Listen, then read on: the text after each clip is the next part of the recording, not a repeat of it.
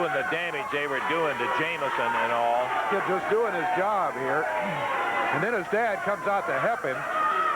They know Jerry's only got one good eye, and they go after it. And start gouging in the eye. That's the sickest thing I ever saw. I'll tell you one thing, that is absolutely ridiculous. With guys, something's got to be done about guys. I've had enough people, and I know you have too, Dave, say, are you guys just going to let Dundee take over the entire program? And the answer to that is no.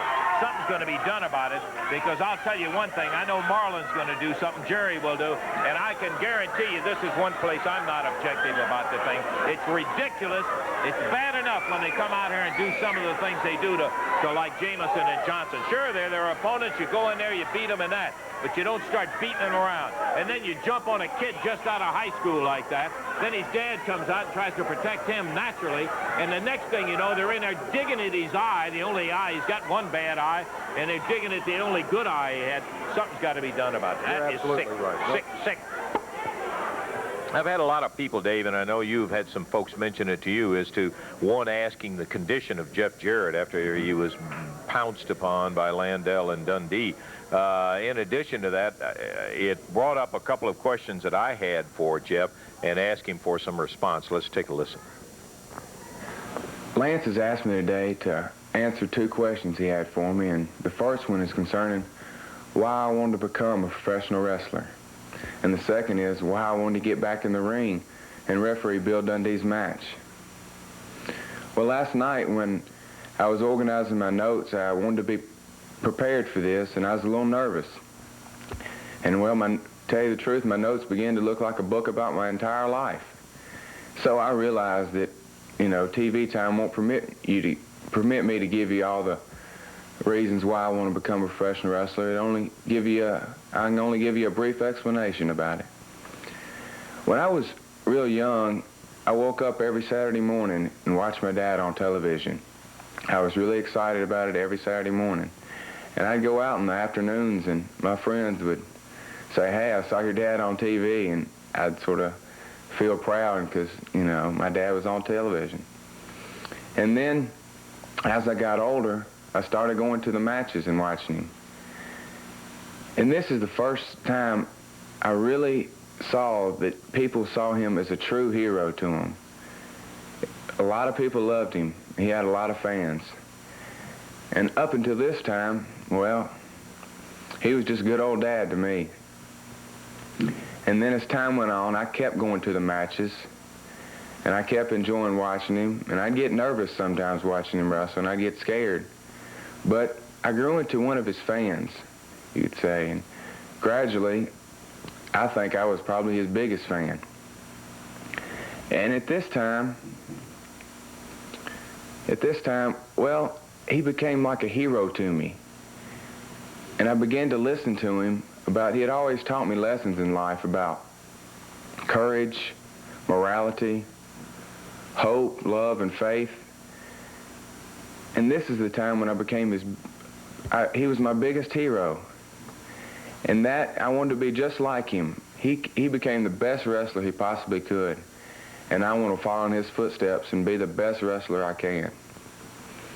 I hope this has given you a brief explanation on why I wanted to become a professional wrestler. And now to Lance's second question. Last week, a couple of weeks back on television, I refereed Dundee's match. And now I want to do it again because my father has always taught me, don't quit. He said I'm going to stumble in life, but every time I stumble, get right back up and try it again. And in our household, in my room and in Jason's room, he's my little 9-year-old brother, there's a poem that hangs in there, and it's called Don't Quit.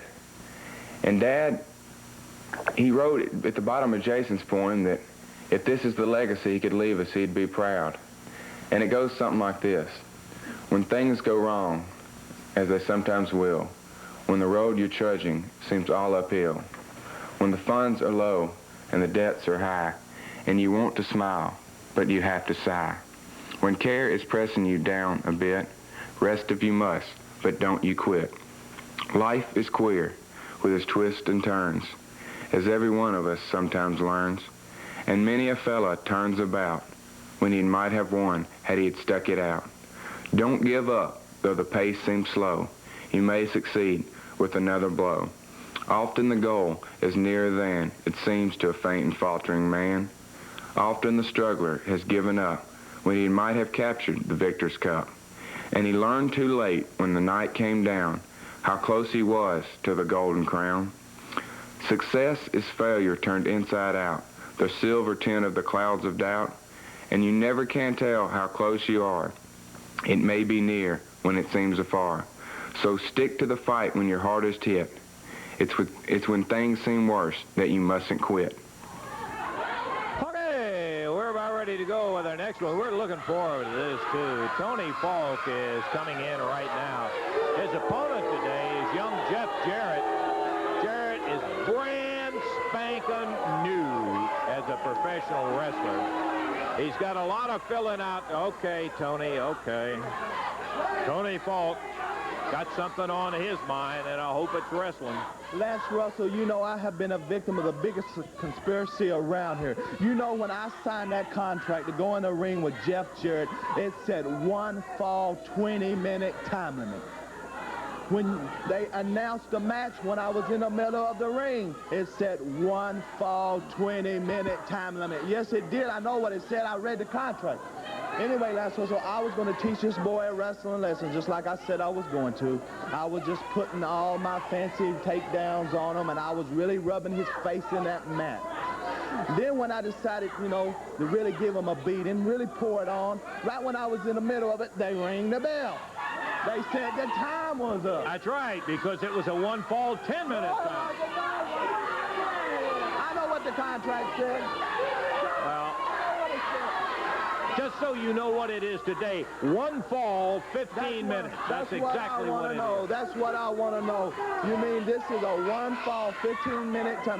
What is it? Here's my friend, the superstar. Here's my friend. If he said it was 120, Russell, it was 120.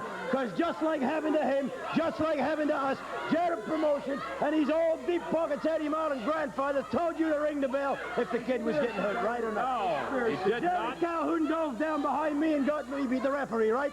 All right, Billy. Now, we've been through that all one time. Now you know what we're going so now, through, Tony. all we can say is, Tony, welcome to the club, brother. And Lance Russell is the head of it. The Shaft Club, baby. Is it worth 5 years, man? Hey, all right, now, you guys, 5 years. Maybe it was 5, and you'll go too with him, Howdy. It might be worth it for me, too. If we decide to go out, we're taking you all the way out. Well, I'll tell you this. We ain't going to run in this match, Tony. You go in there and beat him up for 9 minutes and pin him about the 9-minute mark, okay? 15 Because this punk shouldn't even be in the wrestling business. Right, I'm going to take care of that right now, Tony, Please do. Will you please go to... you see that sugar hole that he had on that black guy before? Put it on him. His eyes will start bugging, and hold him, and don't quit. Thank you. Now, get back to the dressing room. You're not staying out here. You're getting away with that silly work. Come on, Dutch. That's what he's doing. That's too much. Come on, Eddie. Get it. Well, they got to Send them on, Billy and Dutch.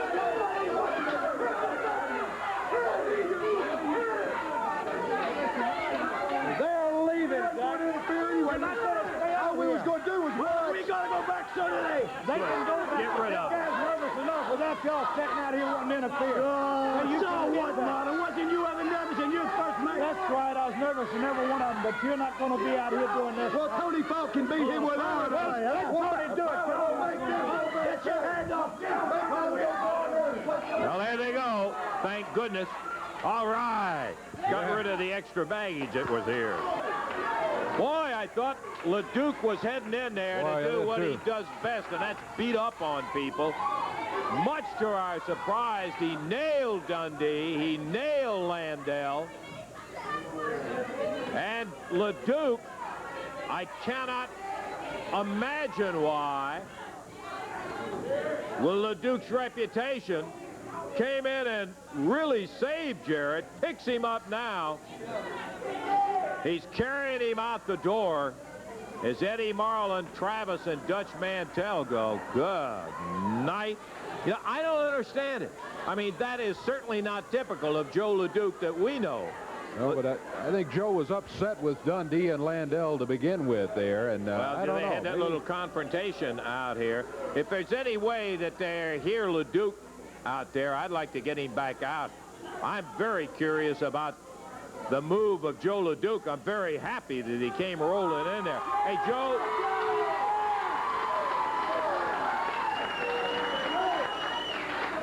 Just a second, Joe. I just want to ask him one thing.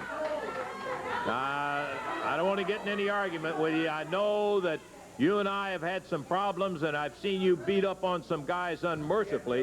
What in the world, Joe, possessed you to come in here and help Jeff Jarrett out with Dundee and Landell? You know, Lance Russell, whenever I come to this area or anywhere in the world where I wrestle, I don't take no quarters. I don't give any. I don't mind beating on people. I don't mind hurting people. But I have never hurt a boy. And Dundee and Landell, you're telling a lot of people, you're trying to move a lot of people around.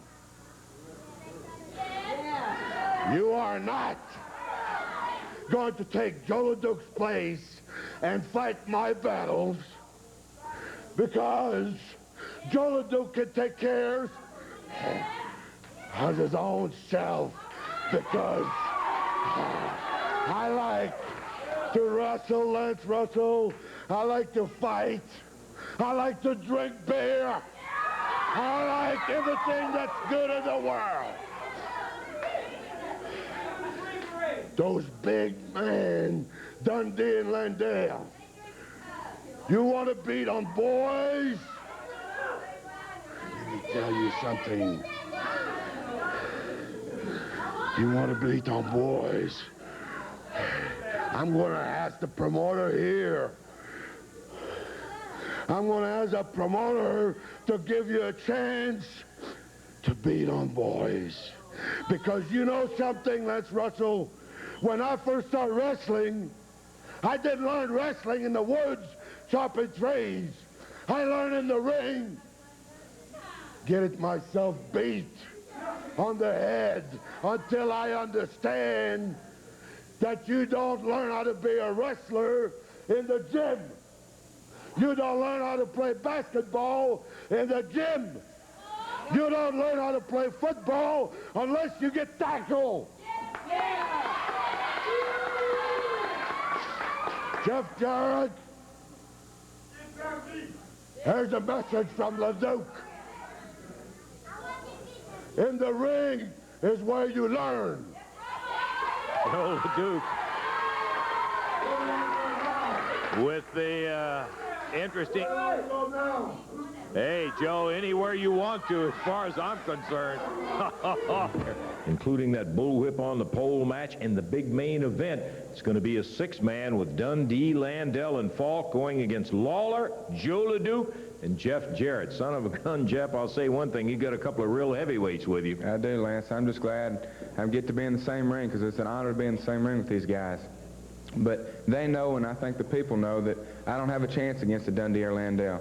But all I'm going to try to do is hold up my end of the team, and I think I can do that against Tony Falk. I think so too, Jeff. I appreciate that, brother. Let me just say this real quick to Bill Dundee, Lance. I am sick and tired. I've had it up to right here of standing out here and listening to that little twerp run his mouth about how I'm scared of him. Let me tell you something, Dundee. You've never seen the day in your life, and you never will see the day when I'm scared of you, punk. Anytime, any place you want me, I'm going to be there. I'm not hard to find, brother. And Wednesday night in Evansville, Indiana, I'm going to show you. You start that match if you've got so much guts, brother, and I'll start it for my team, and we'll see who's scared of who, you jerk. Joe LeDuc will be there looking for Buddy Landell. Buddy Landell, Bill Dundee, Tony Falk. You know, I'm glad to be Lawler's partner now, because I know when the man's mad, he can hit. And when he hits, they go down. Now, Jeff Jarrett, all we want you to do is exactly what you said. Take care of Tony Falk.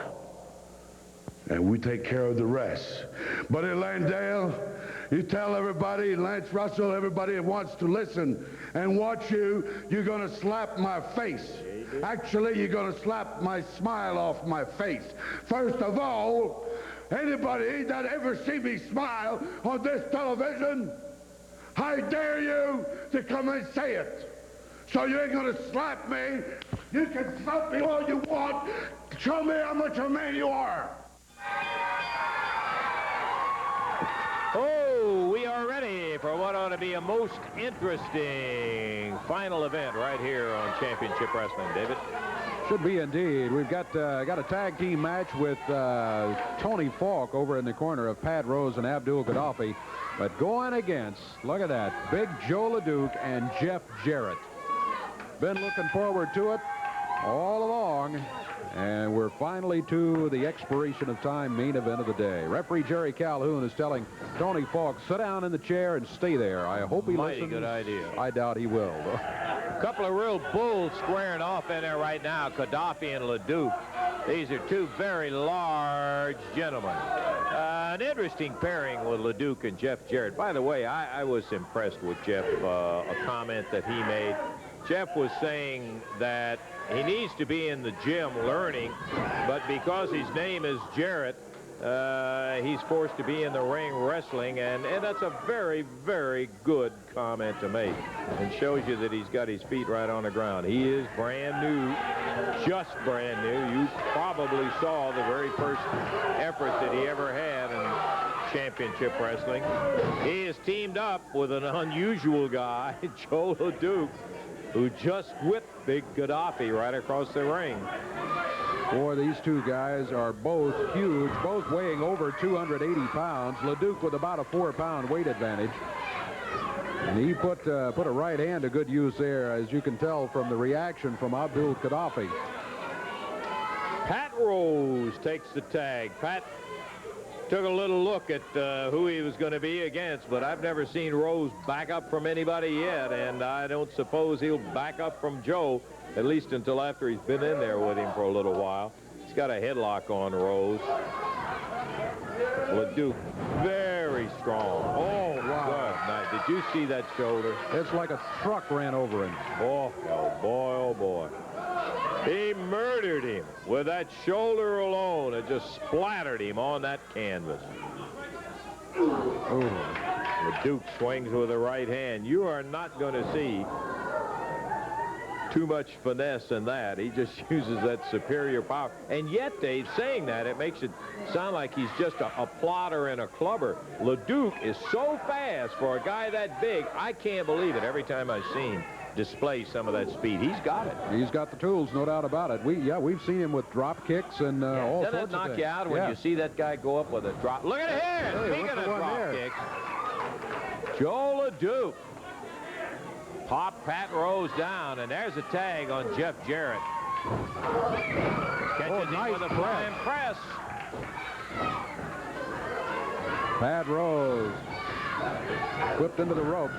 Good shoulder by Rose coming off of there. This time Jeff Jarrett's waiting for him. Look at Jeff move. That's one thing we said about him the very first time we saw him in action. He's got a lot of learning to do. He's got a lot of experience to get under his belt, but God gave him great speed, and boy, he has plenty of that. He's got that athletic ability. He can move in the ring, and he's going to have to use that in his career because he doesn't have all the size that, for instance, a LeDuc has. Look at that. Nice move. Good reversal by Jeff Jarrett. He takes Pat Rose down to the mat and has got him there with a left arm bar. Tony Falk yelling and screaming about hair pulling down at ringside.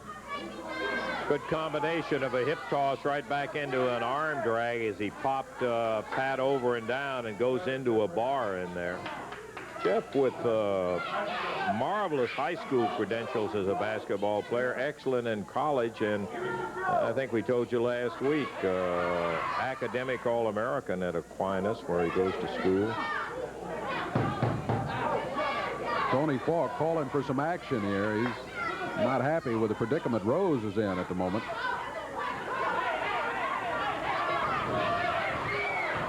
Oh, Gaddafi got him with a knee as he came over into the rope. There's some of that inexperience when he was making the cross, and he ran right into Gaddafi, who just blasted him down on the mat.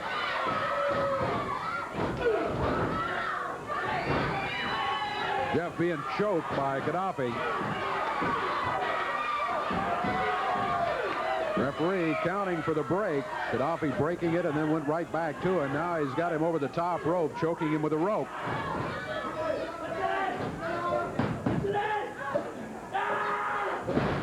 The body slam by Gaddafi. Look out, he goes to the ropes, drops down with the arm. Might be at the cover. Count of one is all he got. Jeff able to break out of it at the 1 count.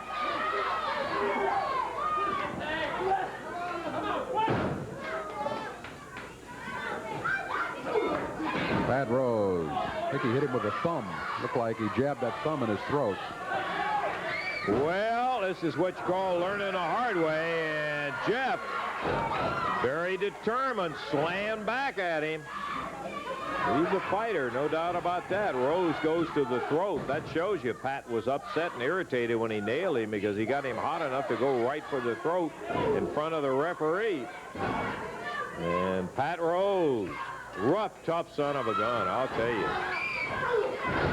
He takes an elbow and plants it on Jeff. Buries him on that mat. Covers him. 2.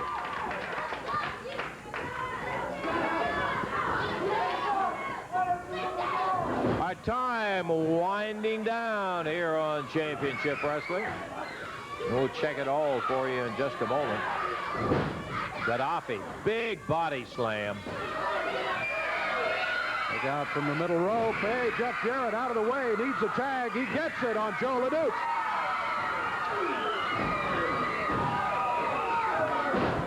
Look out. Falk around the ring is working on Jeff Jarrett. And the referee has disqualified him. He's disqualified him because Falk was interfering. Falk ran around the ring and nailed Jeff Jarrett, who was down on the ring apron. Jeff had just gotten off a tag to Joe LeDuc, and LeDuc was in slamming Rose and Gaddafi, and Jeff was catching his breath on the ring apron, and Falk zipped around there, started beating on him, and now he is just hammering him from one post to the next on the turnbuckles, while Gaddafi and Pat Rose, here comes Lawler. Lawler came in there looking for Falk. Falk was working on Jeff Jarrett while Rose and Gaddafi were keeping LeDuc out of it. There the hands raised. Jeff and Joe LeDuc are going to get the victory by disqualification here. We'll check the time. Be back in a moment. The ring awaits, and arriving in the ring right now, young Jeff Jarrett. Set to do battle here in a single match against the Patriot, who comes up to the ring right now. Bell time, and Jeff, who had just said that he had about 3 weeks in the ring, but that good athletic ability, I don't care what the sport is, the good athletic ability will carry you a long way. There's a lot of other things you got to have, but brother, he has sure got that. Look at that. Uh-oh. Look here, arriving at ringside, Bill Dundee. Bill, don't jump in and mess up a match in here. Yeah, I've seen you do it before. Last of this show, Lance Russell. Now I standing back in the monitor, and this punk in the ring here is out here making excuses for me beating Jerry Lawler and Joe LeDuc. When did I ever need an excuse to beat them, Lance Russell?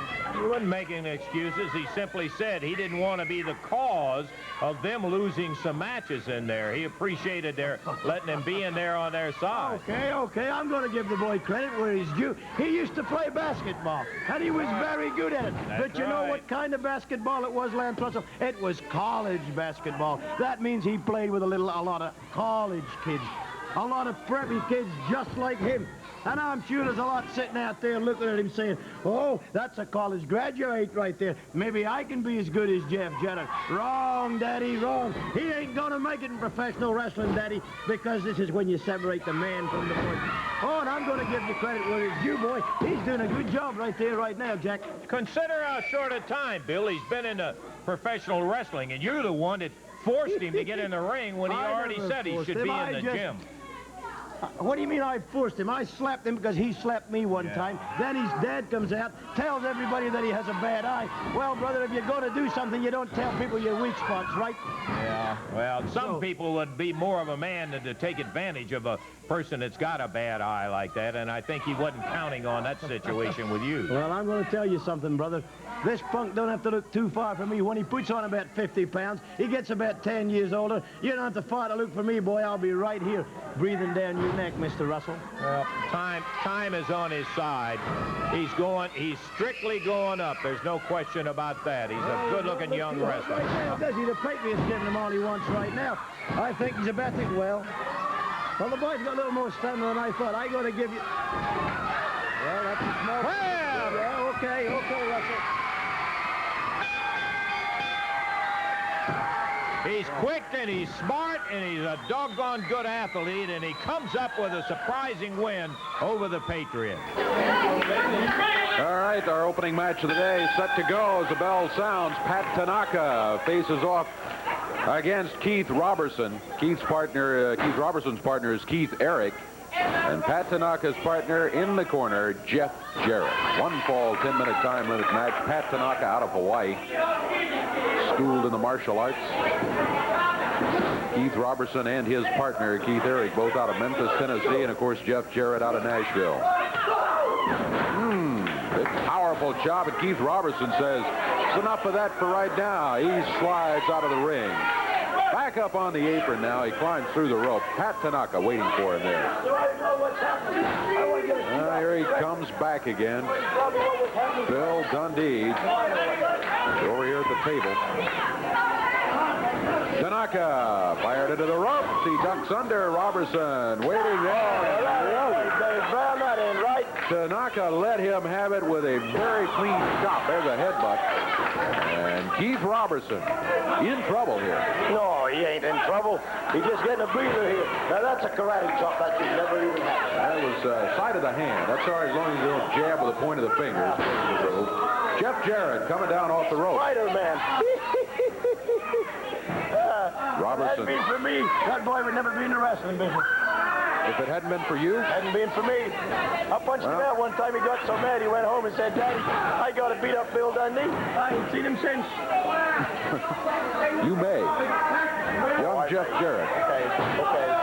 You're like Lance Russell. You've sat here so long. Now look at this. He held on to his stakes, Dave Brown. Why didn't you tell the people that? No, he didn't. It was a nice, clean move there by Jeff Jarrett. Yeah, there's another one. Look at that. You learned all this wrestling techniques off Lance Russell. Biased opinion is what you're giving, Dave. Good drop kick. Caught him right in the chest, and Keith Eric tried to call timeout, looked like. Oh, it's smart. Get a breather. Get the momentum stopped, and then you know. He's thinking now, watch this. Keith Eric's going to take him down for 2 points. Momentum is still with Jeff Jarrett, looks to me like. Whoa, there's a reversal by Eric, and another one by Jarrett. Pulled his hair. Armbar by Jeff Jarrett on Keith Eric. That's a Japanese armbar. He got it backward. Now, watch this double team. Oh, now that was good, wasn't it? Keith Eric hits the mat. Pat Tanaka coming in after the tag. He's around behind it, dumps him down to the mat. Wow. Count of 2 and 3. He got him. He's holding his tight. That's a 3 count. There was no hair pulling. It was a clean win for Pat Tanaka and Jeff Mind Jarrett. if I make a comment here, Bill? 2 minutes, 38 seconds to time. Good. 2:38 the time on it. Jeff Jarrett and Pat Tanaka victorious. Tiger suplex that Pat Tanaka came down with, and boy, I'll tell you, that was a dandy indeed to win over the team of Robertson and Eric. I wanted to get Jeff out here because, Jeff, this Really ought to be the happiest day of your life. Boy, a young fella who's really not been in wrestling long, and you and Tojo Yamamoto came down. You got a stunning upset over Sato and Goto and won the international titles. After it had been accomplished, and that's all I knew to say to the people is I don't know what happened. Tojo walked out on you, and what did happen? Well, Lance, you know about as much as I do. All I know, I was in the ring, seemed for a long time, and I was fighting. And I finally got a tag to him. The next thing I know, I couldn't even get my breath, and he tagged me back in. And somehow, Lance, I rolled one of the guys up and heard the 3 count. The next thing I remember, I don't really remember because. Well, but no wonder, too, because it was at that point that Kyo, Sato, and Goto jumped you. Right. And they were beating the stew out of you. And the only thing I remember is I saw Pat come through the ropes, and I was glad of that at the time. And when he came in, and after he cleared the ring, I was walking back. I said, "Where's Tojo?" I've been trying to get in touch with him.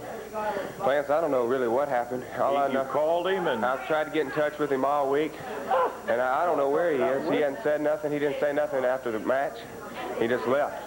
What about the titles now, Jeff? I have no idea. You know as much as I do. I know that we have the titles right now, but looks like I don't got a partner that'll be on my side.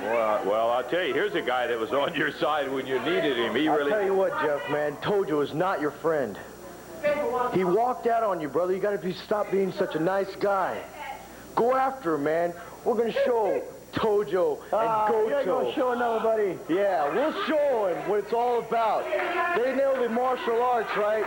Well, they ain't never matched up to me yet. And we're going to go. And we're going to go full speed with Tojo, Goto, and Tojo, all right? We'll get him.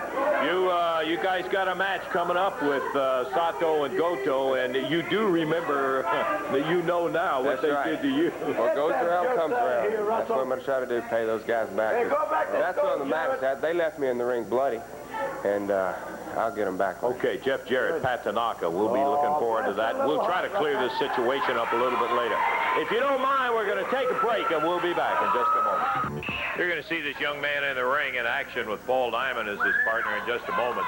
Jeff Jarrett, I think, had a rude awakening, if he ever had any illusions at all, in a confrontation you had earlier with Sato and Goto when Tojo said you were falling out of the ring, and he just stopped you from falling. He stopped you all right. No, that's right. People know the real story, but right now I heard Tojo come out here, and I'm confused at what he's saying. He says that I'm clumsy, that all I did was eat and sleep, that I didn't care about wrestling. Right. Well, Lance, I'll tell you, when I was in school back in the spring, every afternoon after I got home from school, I'd go over there and want to train. When I got out of school this summer, I'd go over there early in the morning and I'd want to train with him. And 9 times out of 10, he'd say, "Go on, I got to go somewhere, I'm busy." Now, Tojo, Sato, and Goto, they don't think I can become a wrestler. But I'm here to tell you, I want to become a wrestler, and I want to become a good wrestler. Now, we got a match coming up with them, the international belts. The winner of that match will be the new champion. That's right. And not many people think me and Tanaka can do any good or even have a chance with these guys, but I think we're going to turn some heads, and I hope the people come out because I think we can come out with the championships. Well, of course, a lot of people didn't think that the first time that when you had Tojo as your partner before he walked out on you, that you guys really had any chance with such a world-class team as Sato and Goto, but you won it. That's right, Lance, and we're going to try to do the same this week. Okay, Jeff Jarrett, and good luck to you, Jeff. Outstanding young athletes. You'll see 2 of them in here in just a moment. You don't even have a chance with us, much less anybody else. Pat him on the back. Big Lou and Jerry Bryant of the Memphis Vice. They'll be in there against Paul Diamond and Jeff Jarrett in this tag match. This should be a good team also. Paul Diamond teaming with Jarrett today against the Memphis Vice. And let me tell you, the Memphis Vice has been coming on strong. Before the bell really even gets the vibration out, they're across the ring and jump. Diamond and Jarrett, who reverse it. Diamond with Big Lou and Jerry Bryant with Jeff Jarrett. Good backdrop from Jeff. Diamond grabs a hold of Bryant. Jeff covers covers him up 1, 2, and Bryant misses him, and Jarrett pulled out of the way. Nice drop kick, and down goes Bryant. We got them all 4 in the ring. It hadn't boiled down to a tag team as yet because the Memphis Vice charged across the ring and jumped Jarrett and Diamond just as the bell sounded. I mean, never even gave them a chance to turn their head. Jarrett in the ring by himself now, and the referee's saying, let's get one in here. Snaps, and both of them into the ring now. Bryant goes down. Lou goes down. And it didn't look too clumsy to me. Yamamoto was talking about Jeff being clumsy. An outstanding basketball player. Fine athlete, I think. Climbing through the ropes, Jerry Bryant squaring off with Jeff. The referee said, let's open the hands and keep this a wrestling match, not a boxing match. Bryant and Jarrett tie it up. Bryant with the arm wrapped it. Grabs a handful of hair and pulls him off the feet while the referee is over with Big Lou trying to get him back to the corner. Once again, Lou's got one of those irritating mouths that he will absolutely make you mad. But he's getting to the crowd and the opponents. There's a tag from Bryant on Jarrett. Big Lou put to the midsection. And Lou slams him upside the head.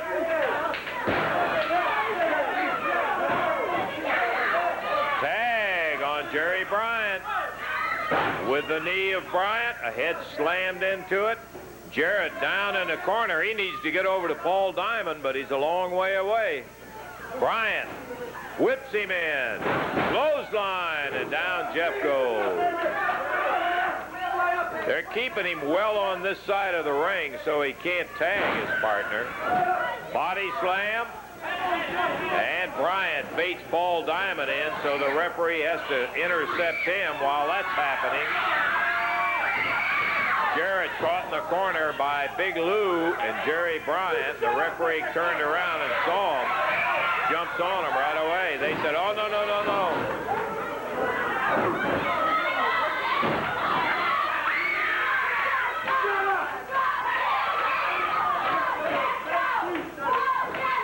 Over the top and a drop kick. Here's a tag on Paul Diamond. Paul rushes Bryant in. Backdrop. Bryant and Big Lou. Slams those heads together. Now with Jarrett on Bryant. Paul Diamond has got Big Lou. Uh-oh, here's Sato and Goto. Jump in the ring. It'll be a disqualification. 3 minutes, 36 seconds. Disqualification. The winners will be Jeff Jarrett and Paul Diamond. But Sato and Goto pounding away on Jarrett. Meanwhile, it's Big Lou and Bryant on Paul Diamond. Here come the Nightmares. That evens things up. And the Memphis Vice and Sato and Goto split. Up with a side kick. Covers him 1, 2. Yeah, he got him. 4 minutes, 30 seconds the time. Akio Sato, Tarzan Goto with Tojo Yamamoto in their corner, the victors in the match. Tracy Smothers and David Baker gave them quite a battle, but just not enough. The winners again, Sato and Goto in 4 minutes, 30 seconds. Well, the international tag champs held on to their prestige by defeating rather easily the team of Tracy Smothers and David Baker, but it's a far cry from going against the exciting challenge that they've received from Jeff Jarrett and Pat Tanaka. Tojo, we're going to give you all the time in the world, but before you get into it, I want you to take time and listen to what Jerry Jarrett had to say about the Kendo Lumberjack match that is in the offing for your champions. Let's listen to Jerry. You know, it seems like it's only been a couple of years ago that I started in the wrestling business. It's been a lot more than that. But when I first got started, Jackie Fargo sat me down and he said, Jerry, you'll be going on television all over the country, and you'll be talking to the fans. And when you talk to them, don't ever tell them anything that you can't live up to. Don't ever say, for sure, I'm going to win a match unless you can win it, because they'll get real down on you real quick if you say something and you don't live up to it, and that's understandable. So for the past couple of weeks, I've been saying that I was going to come out and I was going to help Jeff and Pat Tanaka get the international title. And, well, I don't guess I helped them enough. I've gotten to Tojo. He's got a few knots on the side of his head, but the matches have either ended in a disqualification or Jeff and Pat have lost, so I haven't been much help. So I'm not going to stand out here today, and I'm going to tell you that come down to the matches next week, and Pat and Jeff are for sure going to be the international champions, because I don't know what can happen in a wrestling match. I know that I'm going to try all that I can, and I know Pat and Jeff have more heart than any two kids I've ever seen. They're going to be giving it their all. But there's one thing I can tell you. We've asked for a match in which Tojo Yamamoto and myself are the lumberjacks. We're both going to have a stick, and it's going to be legal. You won't be able to get disqualified for using the stick as long as you don't come into the ring. Now, Tojo Yamamoto, that means you're on the floor all night long, and I am. So I am going to promise the fans one thing. Tojo, you're going to get a beating that won't quit, because it'll be legal. Now, I can promise that, and I can live up to it. Well, there it is. Very straightforward. Jarrett talking about it, and he's talking about the Kendall Lumberjack match that will be coming up in the coming week, Tojo. Well, first thing I want to say, Mr. Lance Russell, Jarrett, all he do is listen to the wrong guy. He listen to Jackie Fargo, and then what, we try to hurt me, and you can see the tape that we didn't do nothing. We legally won. We won unanimously. Now, Jarrett, look, his son, his retarded son, and Pat Tanaka, they can wrestle. They cry, and they want the daddy to help him. I don't want to see. If I had a daddy, I won't let my daddy come interfere in any kind of match. And now they want a Japanese candlestick match. You think my boys will run away outside to the ring? Retarded Jeff Jarrett and Pat Tanaka is the one afraid and try to run away from our boys. If they want to wrestle, stay right inside, because I tell you what, my boys is not going outside run away. His boys going outside run away. I'm going to keep the Jeff retarded Jarrett inside the ring. That's why we get the kendo. Well, it will be legal to use the kendo. What is he talking about? Never mind. Mind your own business. Sato-san. You know, I don't mind a Jarrett by the ringside. I'm not worried about anything about that. The main Goto, no way they can beat us. We're going to be state champion forever. No way, those two punks not going to beat us. Well, you understand that anybody who hits the floor, Tojo and Jarrett can use that without disqualification. What Jarrett try to do is he try to destroy me, he try to kill me, because I don't do nothing in the ring. You know that. I never try to interfere in my match. But Jarrett, you know that you got one eye. And I tell you what, my boy's going to take out the other eye. We make you one-eye bandit.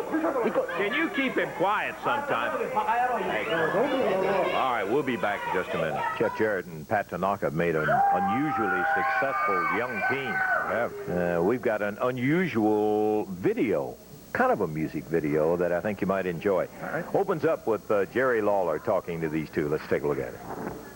I want to welcome everybody back now to the Jerry Lawler Show, and our special guest today in the one-on-two segment today, we have Pat Tanaka and Jeff Jarrett. Fellas, I want to welcome you to the show. I want to get right into the meat of this interview with a question that I'm sure a lot of the people have wondered. What's some of the things you enjoy most about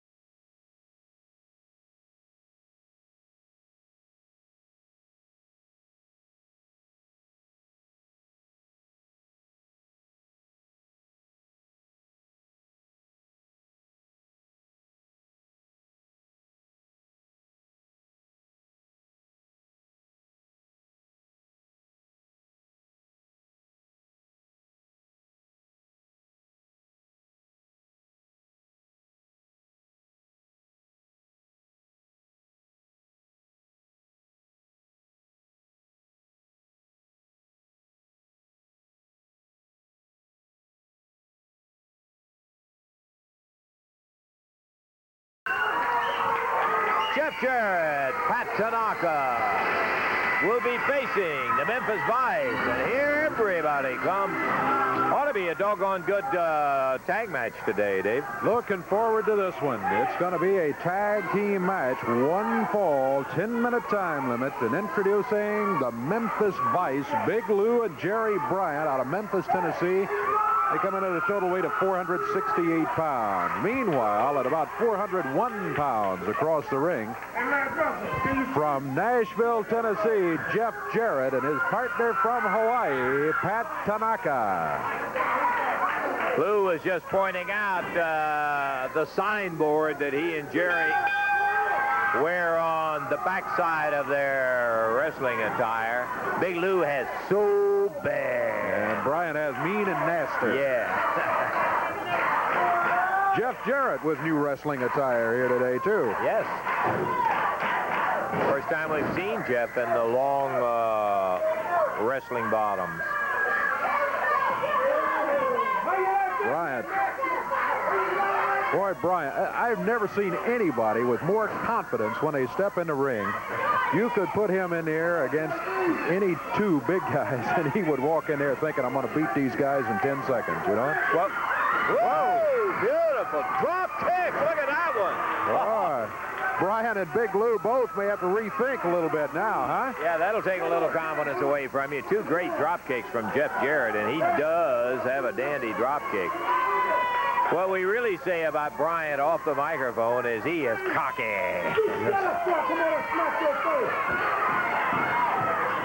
As Bryant climbs back up in, take a look at him up in the air. Look at how high What a he is. kick. Ooh, wow. Immediately back on his feet, and bam! He nails Big Lou. Super move by a very, very fine prospect, Jeff Jarrett. And boy, let me tell you, the guy over at ringside is no slouch either. He turned him almost all the way over that time. In the air, crotched him and body slammed him, covers him. And Big Lou is coming down to break his neck with that elbow. Jeff got out of the way, and he hit his partner. Whoa, a double drop kick. Boy, Jeff Jarrett is looking good here today. And they haven't even seen Pat Tanaka yet. That's right. It's been all Jarrett so far, and we're 2 minutes into the match. Jeff helping the crowd count. Yeah, a quick At count. 9. Yeah, a little quick, but they got to 9. When the referee got to 10, that would have been a count out for Bryant and Big Lou, the Memphis Vice.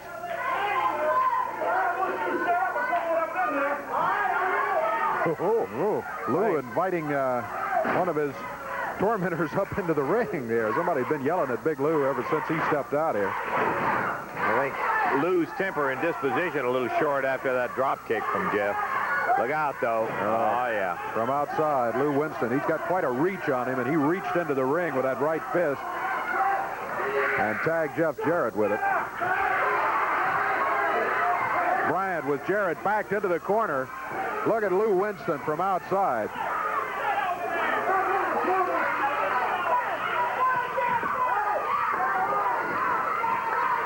Bryant power slams Jeff Jarrett down to the mat.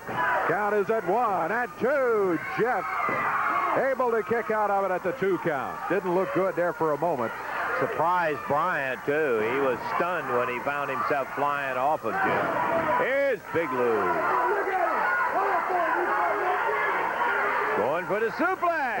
He pops him over in a short arc. Big elbow. Pat Tanaka reaching for the tag on Jeff Jarrett, but Big Lou Winston takes Jeff back over to the corner of the Memphis Vice.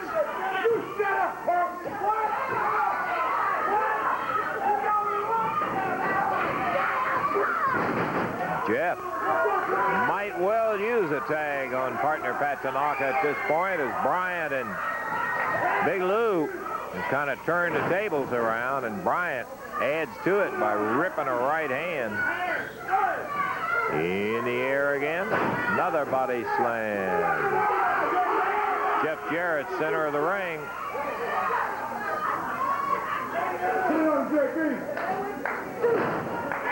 Jeff really down hard with that right fist. It's been all Jeff Jarrett. Pat Tanaka has not been in the match. Yeah, one of the things that a young wrestler has to learn is that there is a time to make a tactical retreat and tag your partner.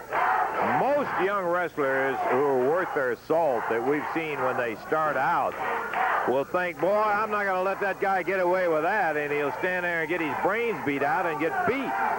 That's why you got a partner over there, but it's hard to swallow when you've got any kind of backbone and so forth, and it's a learning process. There's a cover on Bryant. Lou comes out. There's a tag on Pat Tanaka. We get a fresh man in, and look at Tanaka go. Whoa. Boy, he hit Winston with quite a kick, knocked him down. All of them in there now. Bryant against Jarrett. Lou Winston against Tanaka. Look out. Here comes Sato, Goto, and Tojo. That is going to be the end of the match, but it's not going to be the end of the action, as Sato and Goto go to work on Jarrett and Tanaka as they're being held up by the Memphis Vice. Now Bryant and Lou Winston leave. They take off as Sato and Goto going after Tanaka and Jarrett. That's Yamamoto's shoe that Sato has. And Tojo nailing Tanaka. Boy, Tanaka bleeding, running down his face as Jeff was slammed with that shoe by Akio Sato. Jeff has some blood trickling down his head. Boy, that's not designed to help it. As Yamamoto hits kendo stick on Jarrett and Tanaka, while Goto and Sato are killing these two guys. Sato and Goto really have never been able to get used to the fact that they haven't been able to destroy. Here comes Jerry Jarrett coming in there to help his son and Pat Tanaka out. Going after Yamamoto. Going after Sato. Goto. Sato holds him, and Tojo teed off on him with that kendo stick.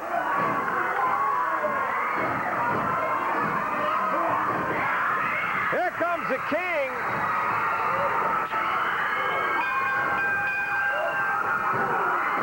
Lawler nails Goto, then Sato. Jarrett back on his feet after Tojo. Jarrett with a kendo stick going after Tojo. Boy, he is beating him with that kendo stick.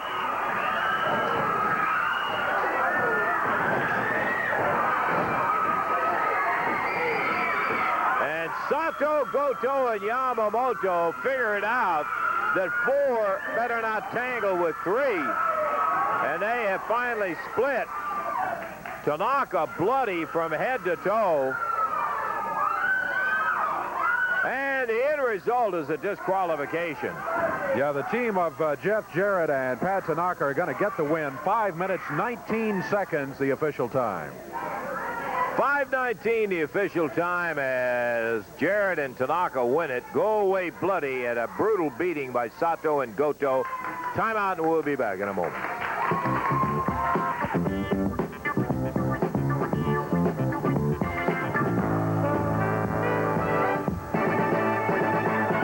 It's just about out, Dave. It is running very short. Wanted to bring you what action we could in this one, even though time is short. Oh, look out. Pat Tanaka, Jeff Jarrett in there with some boards. That's going to end the match at the 59-second mark, and the win is going to go to the Japanese team. But it's payback time for Pat Tanaka, Jeff Jarrett, as they're working on Tojo, Sato, and Goto with those boards. Boy, they are pounding them with those boards. Working them over. Yamamoto caught down by the ringside. There goes Tojo running. Jeff Jarrett picks up another piece. And that end of that, it's going to be It's going to be a disqualification, but did they get their money's worth? Boy, they did. Good night.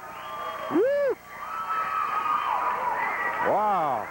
Let's catch our breath, check our time. We'll be back in a minute. Yeah. A while ago, I heard these people talking, but I want to tell all them people in Jonesboro tonight there is going to be some booty kicking, brother, and it's going to be the fire, the flame, and the torch doing it. AWA Southern Tag Championship bout. Tell you what, Jeff Jarrett, Pat Tanaka coming in here trying to take the belts away from the big team of Fire and Flame. At a total of 401 pounds out of Nashville, Tennessee, Jeff Jarrett. Pat Tanaka, his partner, is out of Hawaii. They are challenging for the belts held by a team from parts unknown that weighs in at 603 pounds. That's Fire and Flame. And they also have in their corner today Torch. Torch is going to have to stay out of it. For one thing, he doesn't have a belt. So he's going to have to stay out of there. And for another thing, of course, he has no business interfering in the match anyway. Yeah, but watch that son of a gun. He looks so much in that outfit. He looks so much like Fire and Flame. We'll have to keep an eye on him. Jeff Jarrett starts it off. Fire is the opener. Beautiful drop. Whoa, boy, he is right through the rope. What a surprise. I don't think that big guy thought there was any way in the world that Jarrett was going to be able to get him outside that ring. Man, he drop-kicked him so solid. They just made a change without a tag, didn't they? Yeah. That's Flame in there right now. I think Jeff is trying to explain to the referee that he knocked Fire out of the ring, and then Flame is the one that came walking back in. The crowd is explaining, and Flame is saying, hey, y'all be quiet over here. Don't tell him. Flame stays in there.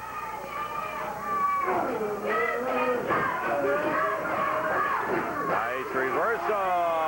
Body slam on Big Flame. Tanaka zinging him with the right hand. Yeah, there's Torch. There he goes. That's Torch. He just stepped in there. No, that's Fire. No, you're right. You're right. It is Fire. Confusing. Can you imagine a referee? Yeah. We're not confused down here? Absolutely. Even when you sit there and study him the way Dave and I are doing, it is so hard to tell them apart. Fire back in there with Jeff Jarrett. Jeff kicked him back nicely. Look at Jeff go. He was ready to hook him again, and Fire said, time, hold it. Now a little switcheroo. There's Torch. When he came outside the ring, I started watching Torch to be sure that we got it right, and that's true. That's who that is in there right now. Yep. What we're looking at here is a tag team match that's got 3 against 2. Right. They have 3 men that they can send in there, Fire, Flame, and Torch. That's exactly right. You're calling it. It's a handicap match is what it is.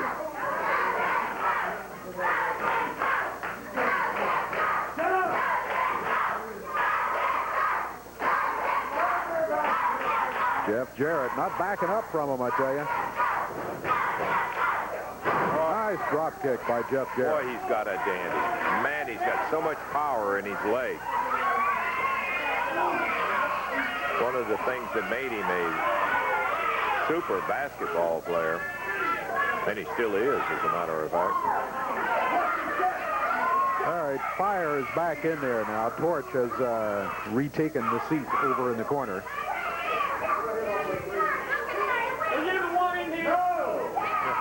No, referee said, are you the one in? Were you the one in there? Oh. Jeff got out of the way, and Fire zipped right in with that knee and hit Flame. Yeah, Torch denying emphatically that he was in the ring there.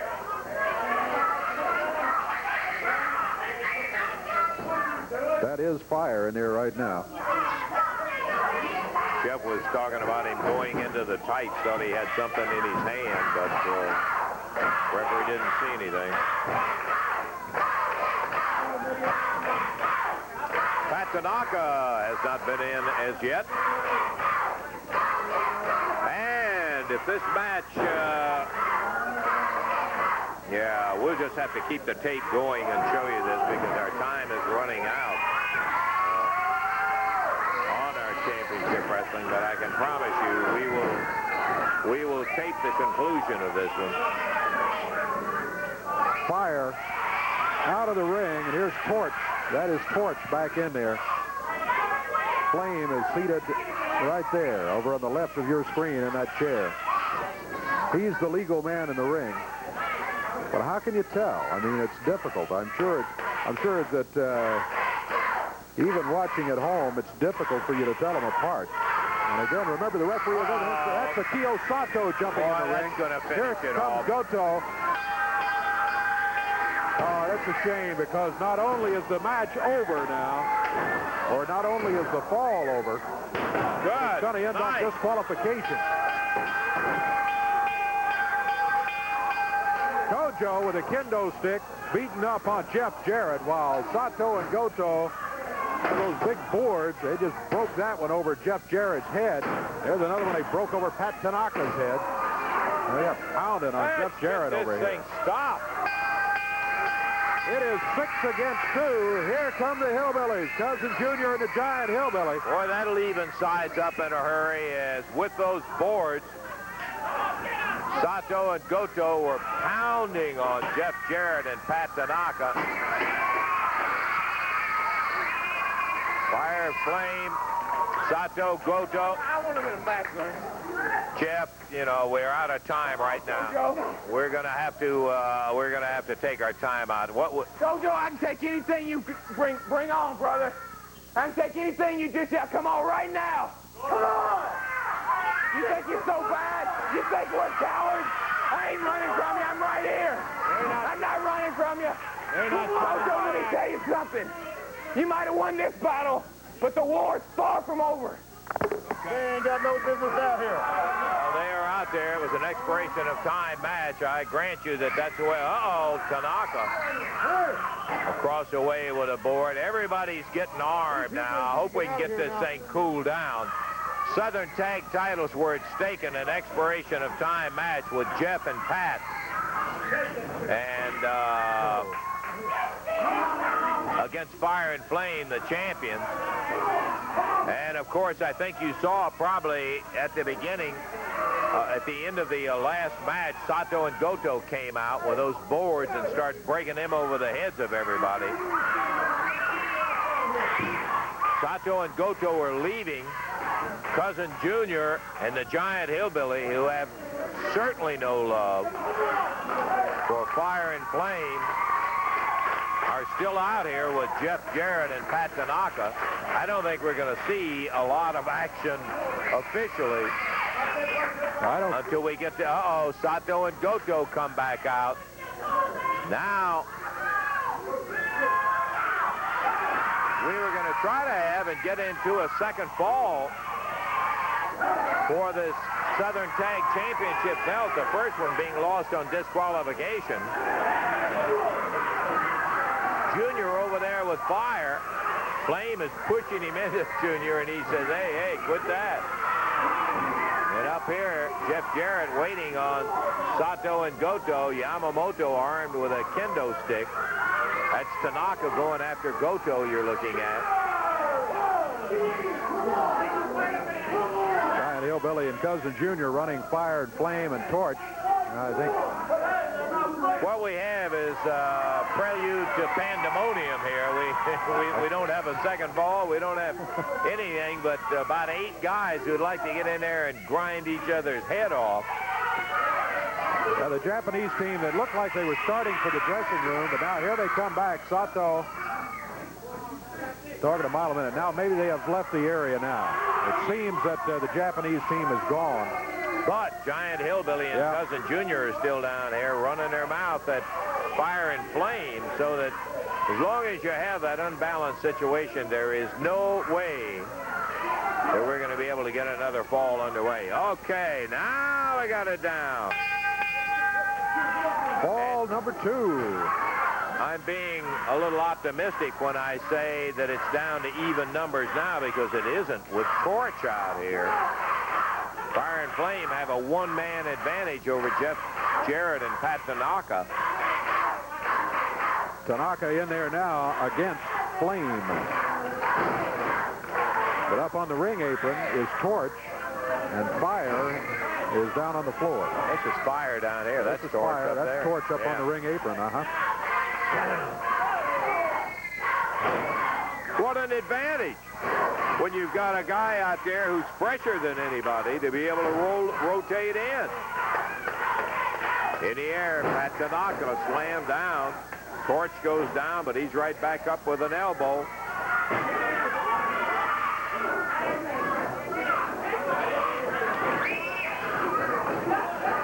Tanaka into the double elbow off the rope.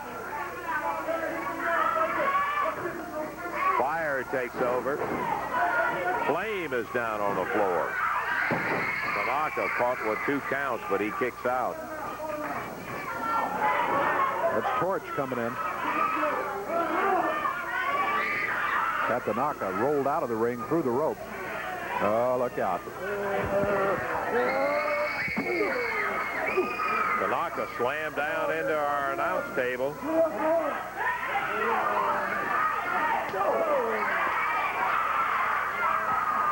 Wow. Jeff Jarrett comes down to help his partner out. Referee trying to get Flame to stay away from him. In the heat of the battle, he doesn't recognize and doesn't really probably remember that this initially was Fire and Flame defending the belt.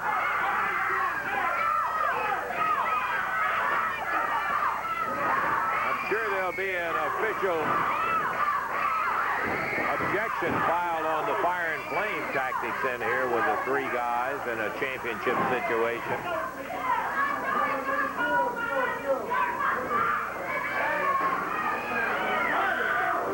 We still got plenty of time, and this was set up as an expiration of time match.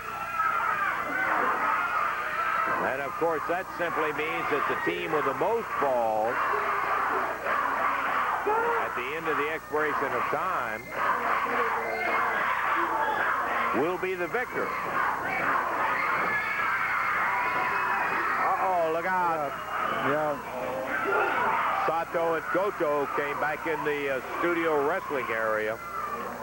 With boards in their hands. With boards, correct. Oh, boy. Tanaka flying through the air. Big knee dropped down. These guys are so big. That's Flame in there now. 300-pounders. Tanaka trying to drill his way back into contention here. They won the first ball, but by disqualification. Jeff Jarrett with a big high drop kick.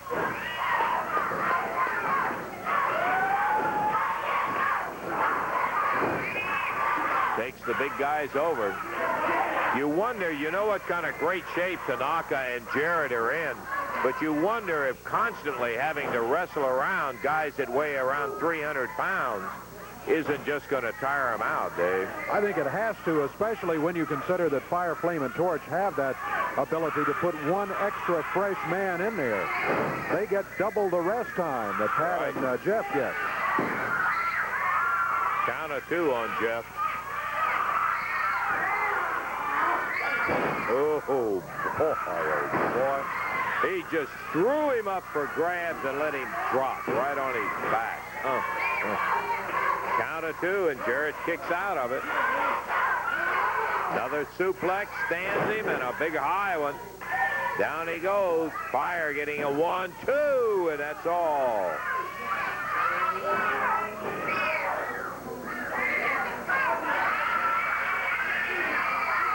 Jeff down here on the floor, and there are 2 of them after him down here. Jeff battling for his life. That's Torch and Flame working on him. There's a referee down here trying to use it up. Oh, look out.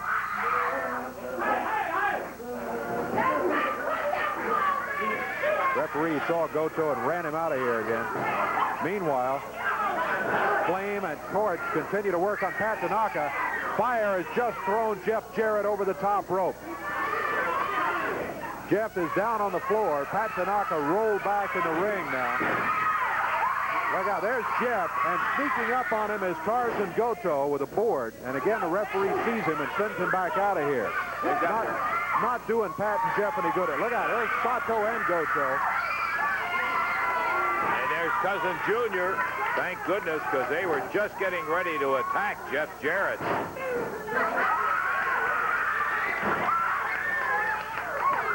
But meanwhile, Fire, Flame, and Torch have really worked over Pat Tanaka in the ring. Pat and Jeff in trouble here in this fall.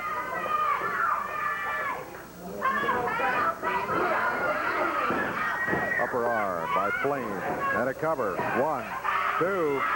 Yep, just a 2 count. Pat hangs in there. Got the right shoulder up off the mat at the count of 2.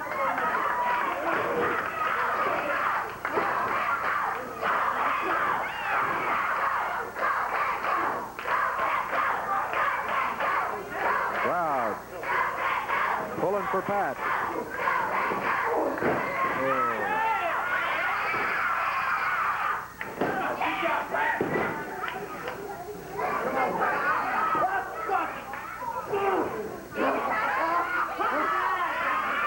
Pat Tanaka, he in trouble. Knee to the back. Fire, Flame, and Torch have taken control of this second fall of action. First fall went to Jeff Jarrett and Pat Tanaka on disqualification. Look at Pat, he rolls him down. 1. Only a 1 count. Flame able to get the shoulders up at the count of 1. It looked real good for a minute, like Pat might be able to hold him there for the 3 count. Tanaka off the ropes and a double backdrop into the rope. Tanaka thrown all the way across that ring. Fire, Flame, and Torch really working on Pat Tanaka. That's fire in there right now.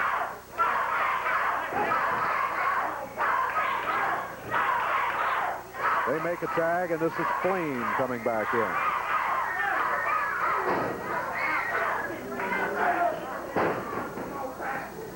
Flame hammers Tanaka down to the mat. Picks him up by the hair.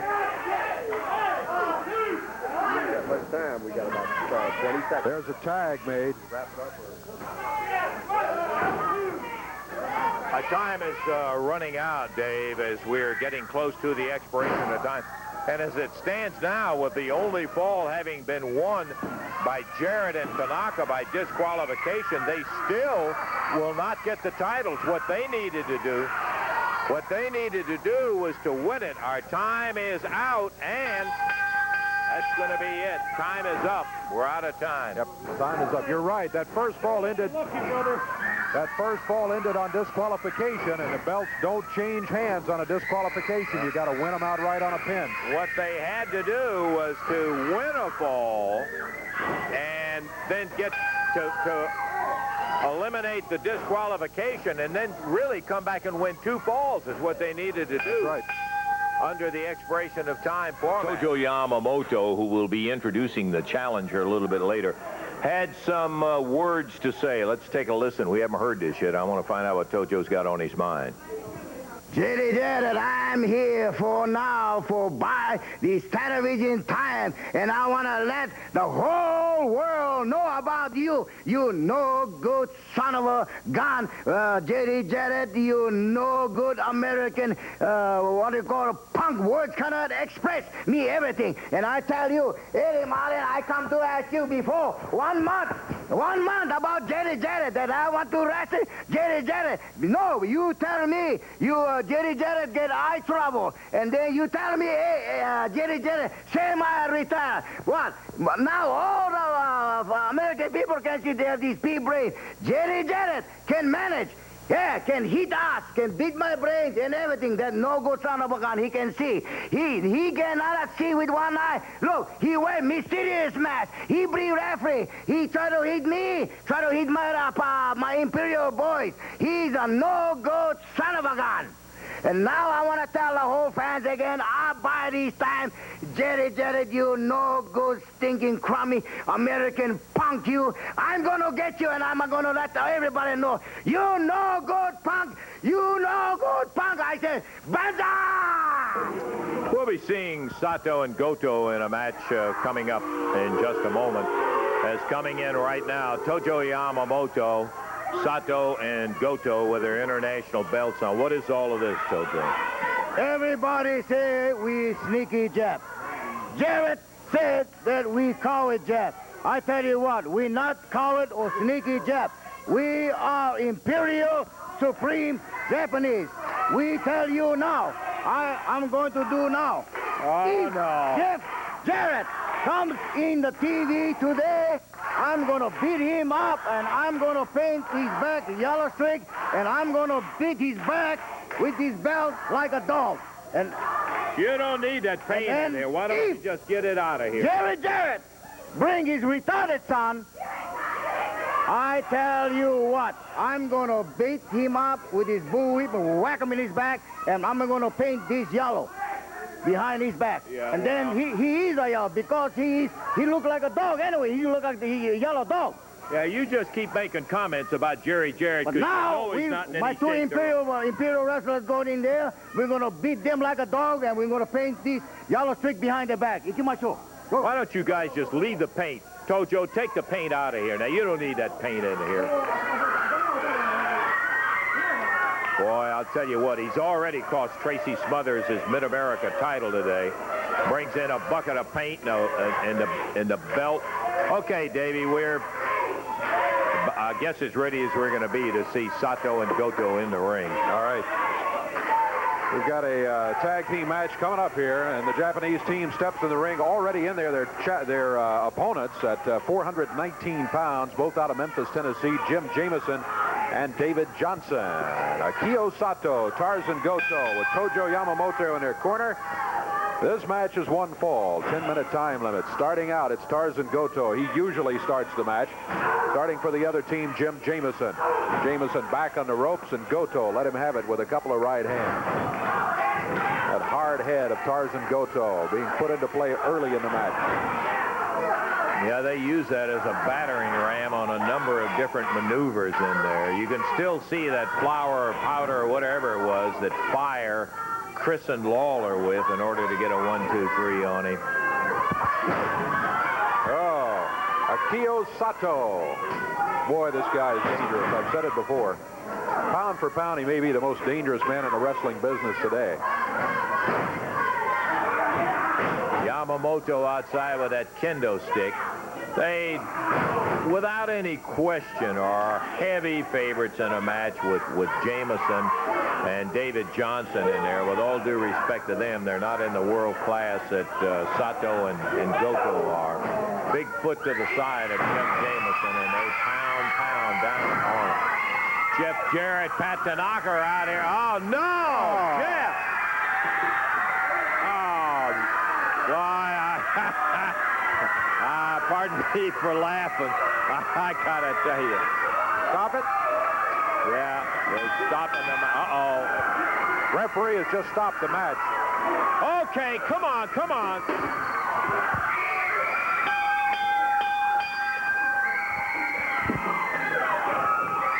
Pat Tanaka hit on the head with that paint can, and now he is just killed. Yamamoto with the yellow paint all over him, where Jeff Jarrett and Tanaka sneaked up behind him. Tojo holding Jeff and beating Tojo. Tanaka is unconscious, and Goto's still kicking on him. As Yamamoto alternately hitting him with that. Come on, Tojo.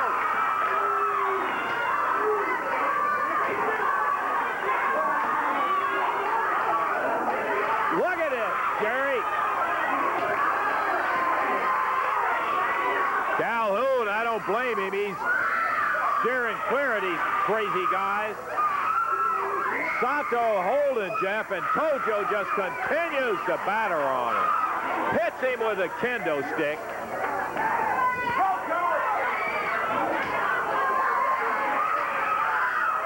And Yamamoto just continues to batter away, and Goto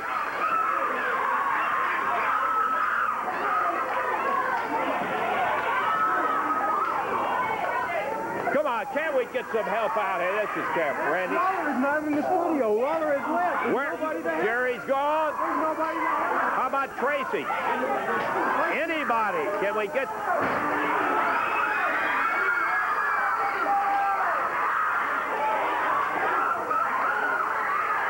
Let's get some help. Eddie.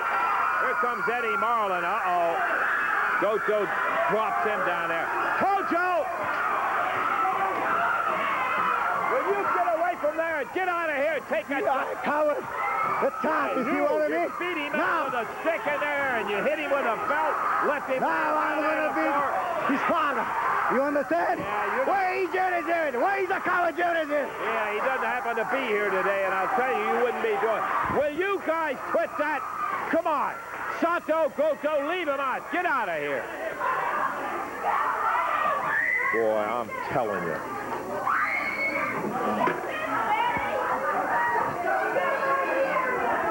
You better get him back. They beat on him terrible. Oh, man. God, watch his back, Eddie. Watch his back. This is uncalled for. Well, you're right, Eddie. Uncalled for. He's calling everybody dirty cowards. He's got two choices. He can come out here right now and fight me. Come on now, Eddie. Eddie. Get him out here. No. Get him out here and kill him. That's not the way to handle it, Eddie.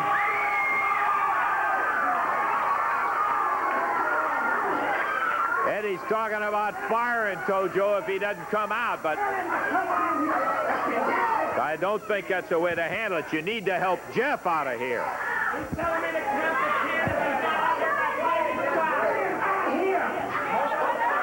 Eddie Marlin saying get Tojo out here. If he's not out here by the count of 10, he's fired. We need to help Jeff out of here. Come on, Eddie. Get him another time. Jeff. Well, Yamamoto's not out here, Eddie. You can get him fired, but that's not going to save him from getting his beating. He's going to get his beating right here. No, come on, Eddie. Yes, he is. No. Eddie! I'll tell you, what a mess. This is... Well, thanks to Yamamoto and all of them, we come up here, we got the paint in here. They were going to paint somebody on the back. They ended up getting it dumped over Tojo, which we don't approve of in here. All right, Tojo. We've had enough. Where is he? Hey, come on, Tojo. Where's the now, fuck? listen. Where's the fuck? Let go of me now. I'm telling you. I'm going to tell you one thing. You're just about to get yourself sued.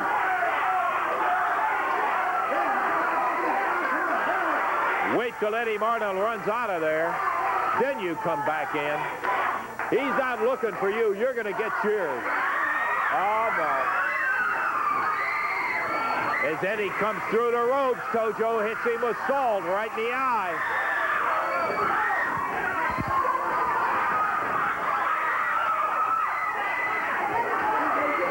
Hey, well, you guys, you don't need a bet. Keep these guys out of here. At least that have it one-on-one. Oh, man. Tojo is busting Eddie wide open.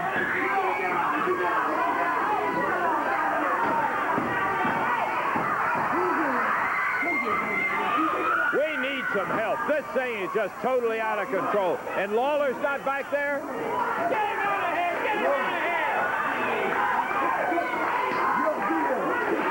Come on, Jerry.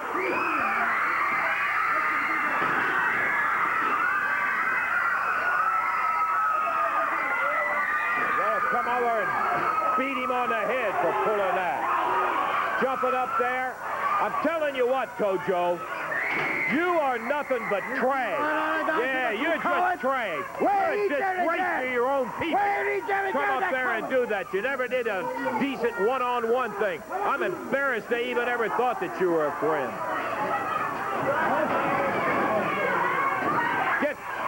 Just get out of here.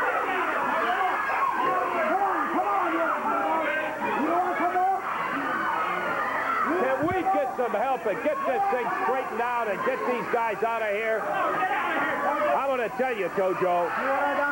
Yeah, I see what you did. You see how you did it, too. You're a disgrace to your people. Banzai, just get out of here. I just got to tell you. See if they can help. Hey, come on, Tojo. I told you to get on out of here. Get on out of here. I'm going to tell you one thing. You can beat me up. I'll sue you. I'll get you in criminal court. They'll have you. Now, you get out of here, and I'm telling you what, don't put your hands on me. You better.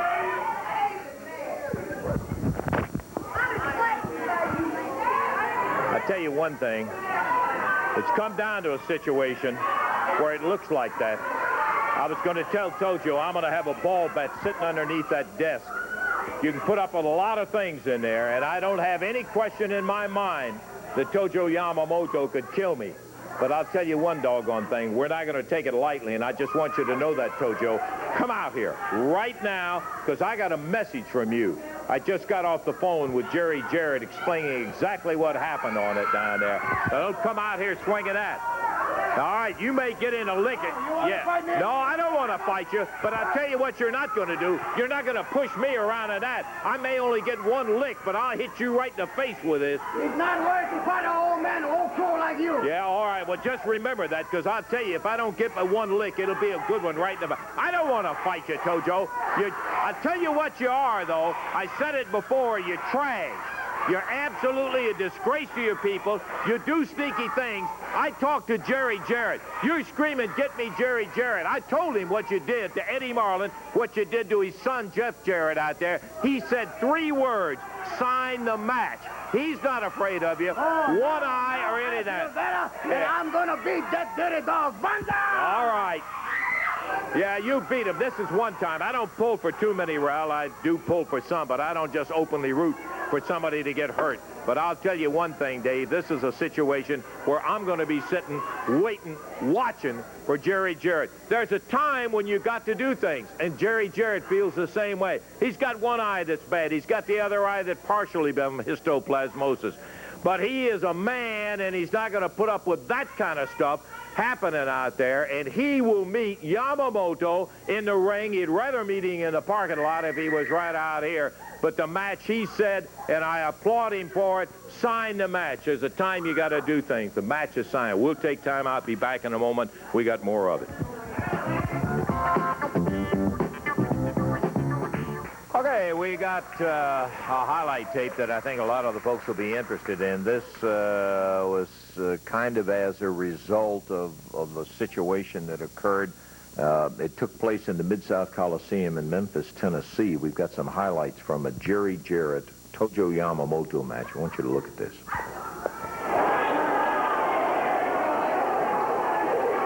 right, nice hip toss. Remember, these two guys were once partners, and in addition to that, were long-time respected Southern Tag Team champions.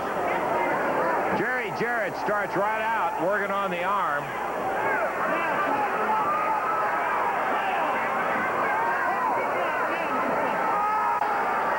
Boy, it sounded to me like his arm popped. That's exactly what Jerry said he was going to do. He's going to break his arm. Well, you know, I got no love for Tojo, but I'll tell you, when he put that Japanese bar on it, he's doing it again, Eddie. You know, there's a point of where it goes beyond wrestling in there. Tojo should have thought about that in the weeks behind us, Lance. I have no sympathy for him whatsoever. There was a distinct pop when Jerry put that Japanese arm bar. He's beating on his arm now. Yamamoto. Leave him alone, Frank. Screaming.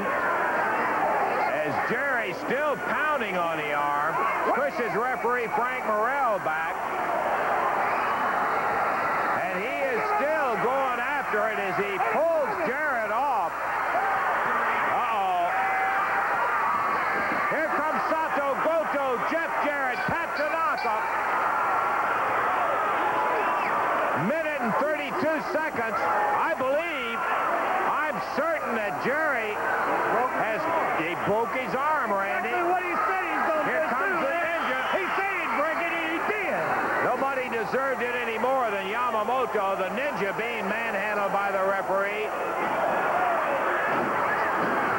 With Sato and Tanaka down there, Jeff Jarrett and Goto and Tanaka, Sato and Jeff Jarrett. Here comes the king.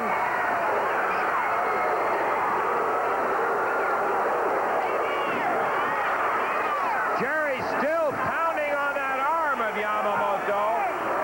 Yamamoto is screaming in the center of the ring.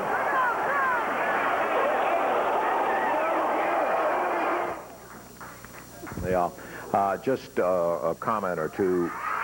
That was Eddie Marlin I was talking to that came there to see it. And I want to say this right now. This is a part of the championship wrestling program we're not particularly fond of, but it is imperative, I feel, that we get both sides in any kind of a situation. That is why, even after what he did last week, we're going to permit Tojo Yamamoto an opportunity to have his say. Now, I do want to say this. I have made it clear to Tojo that I am full, and this is no kidding with Tojo Yamamoto, and he knows I mean what I said. I will sue you if you lay your hands on me and start beating on me, Tojo. Now, what I'm going to do is tell you that you've got a minute and a half to say what you want to say, and I'll stand here and hold the microphone. You give me a microphone. Only what will you give 1 minute? Jerry Jarrett, you tried to break my arm last night. You put your best hold last night, but you never broke my arm. I was too strong. I went to doctor. Doctor said my arm only fracture. He want to put it in cast. I don't like it because I am too strong. Jerry Jarrett, this is not the end now. This is just the starting of the war. I tell you, you're going to pay everything for this. Oh, what is that? Jerry, 왜 그래 알아? 누구 우리 가지고 우리 가고 알아? 길가에 그래 여러 분 알아? 제리, 오마이는 무슨 데가? 이대로 때문에 그래. 자기는 어떻게 가고 알아? 네가 그래 네가 그래 알아? 우리 좀 잘해 그래. 가다리 다른 때문에 그래 알아? 우리 어떻게 가고 알아? 나가로 어디에 왔지고 그래 알아? 그래 있잖아 그래 알아? 무슨 말이야 가오리 있잖아 그래 알아? 밀자들이 쓰레기잖아 그래 알아? 어머니가 때문에 그래 알아? 육가 때문에 우리도 가든지 우리 어떻게 나고 그래 알아? 어머니가 그래 알아? 네가 그래 이따까지 어디가 그래 알아? 내일 그래 알아? 어머니가 때문에 그래 알아? 빨리 웃기다 그래 알아? 그래 있잖아 그래 알아?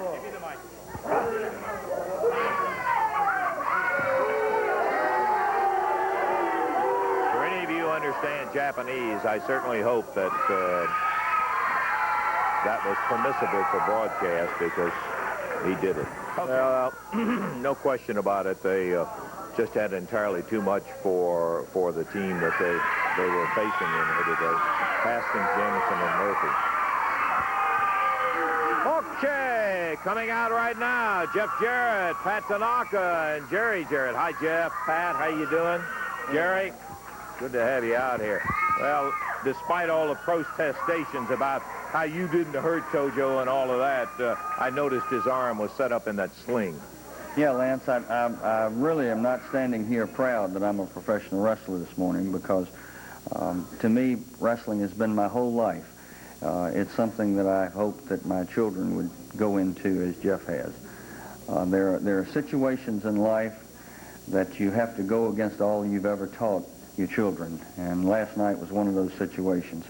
There comes a time when people break the rules, when people try to hurt you to such an extent that you have to go against all that you believe in. And wrestling's supposed to be a sport. It's supposed to be something that I am very proud that I'm in. But with Tojo, it's gone way too far, and he had to be stopped, and he was stopped. Amen. While I've tried to teach fair play and be an example of it myself, I also have tried to convey to my boys that there comes a time when an eye for an eye and a tooth for a tooth in the Old Testament are just in their ways. Sato and Goto, your time is next. We're in a match that I've asked for. I want to take this opportunity right now to thank Pat Tanaka. He's one of the finest wrestlers I know of.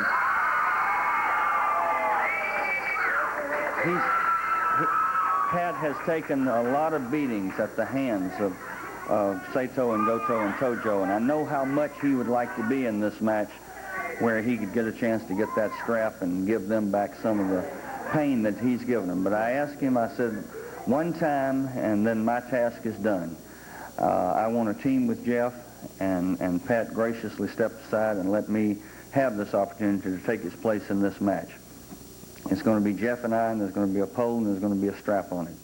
And like I said, Sato and Goto and Tojo, you got yours. It's time for y'all to get your dues, an eye for an eye and a tooth for a tooth. You're going to get a beating with that strap, and you're going to wish that you'd have never laid your hands on Jeff Jarrett.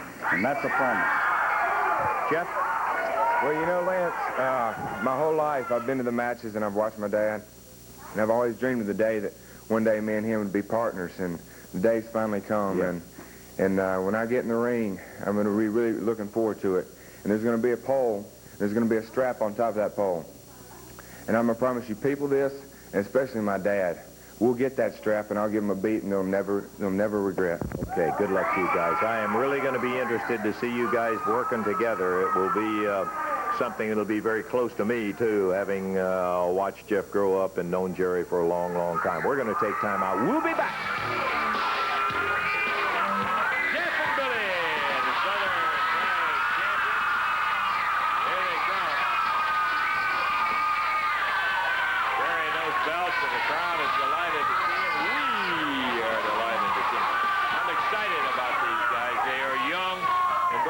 Taking it to everybody. Jeff, my boy, good to see you. Glad to have you here. And there's the other champ, Billy Travis.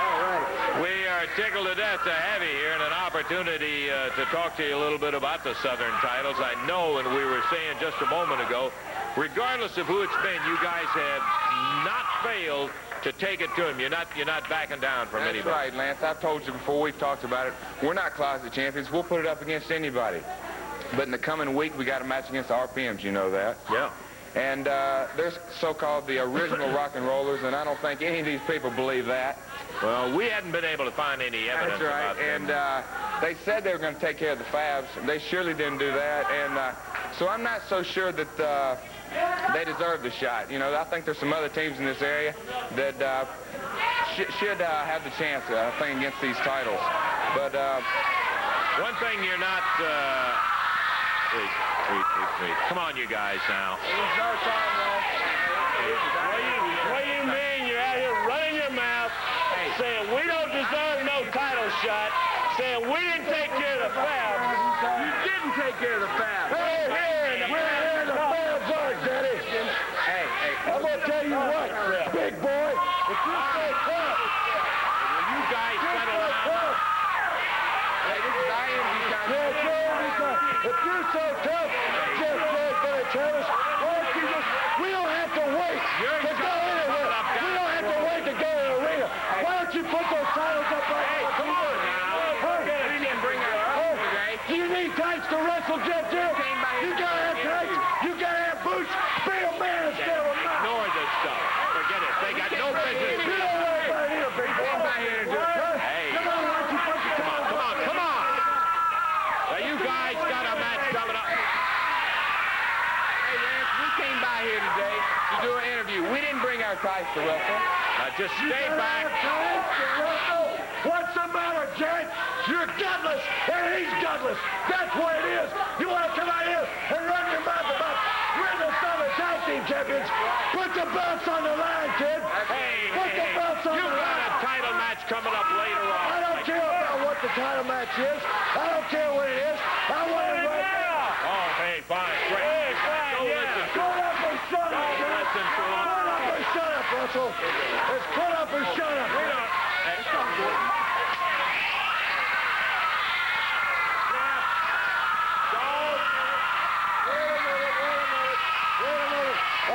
sure this is what you want to do. I mean, you know, let's not get carried away, Jarrett.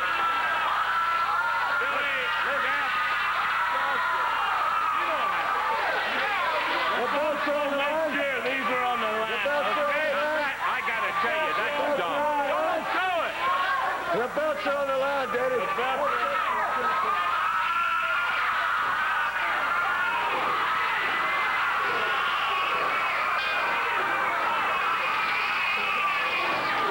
mistake.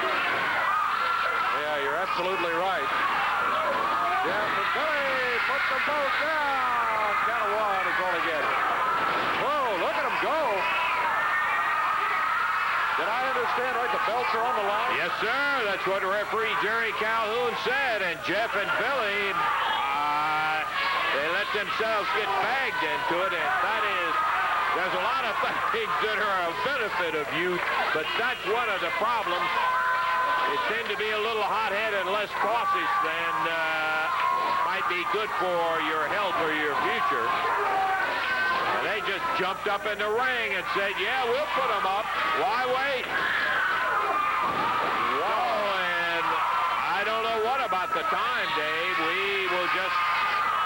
Yeah, we're supposed to have an hour time limit for championship matches, but we often have special time by agreement with both teams for television. Normally 30 minutes, but we don't even have 30 minutes, I don't believe, left for this match.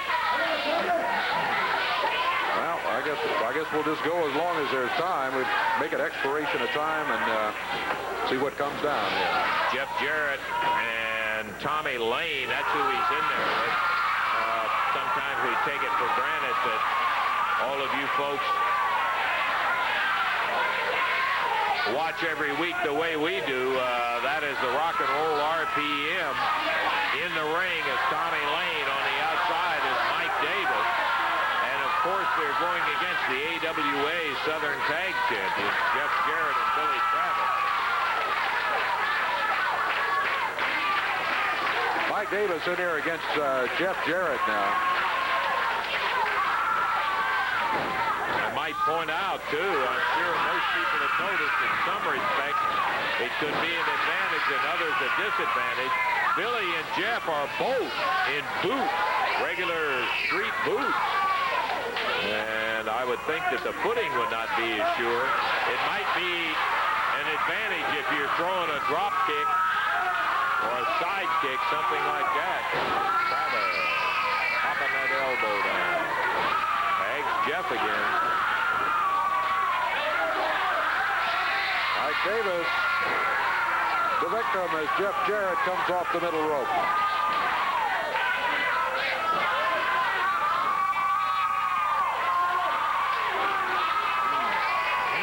Billy Travis letting that right hand sneak in there, too.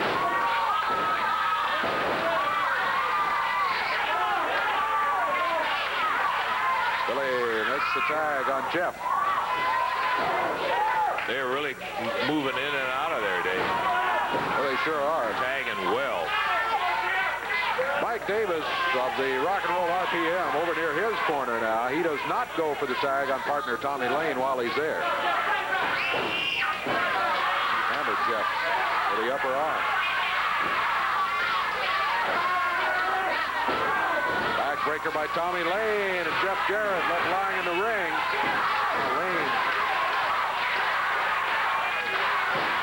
Lane really hammered him into the turnbuckle. RPMs make a tag. Mike Davis, the taller of the two, in there now.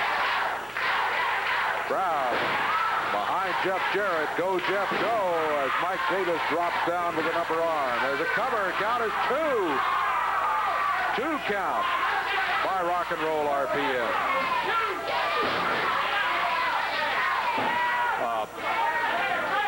I was thinking about Billy and Jeff in there. I think if you ask the coach of any team, whether it be football, basketball, baseball, whatever, they will say, give me the pure athlete first. Let me have a guy who is an athlete, and I think that's what you have in this case. Jeff Jarrett, certainly an outstanding athlete. Billy Travis, an excellent athlete in his own right, a little more experience in wrestling, a little bigger. But they're both young and brash, and they are the champions right now. The more experienced Rock and Roll RPM trying to take those titles away in an impromptu match. Jeff and Billy in street clothes, and they're ready to get it on, and that's where we are right now. Southern Tag Team belts at stake here. There, Billy Travis over on the right cheering on his partner, Jeff Jarrett. Tommy Lane really keeping Jeff tied up. Now here's Jeff trying to get back up on his feet. Tommy Lane rakes him across the eyes.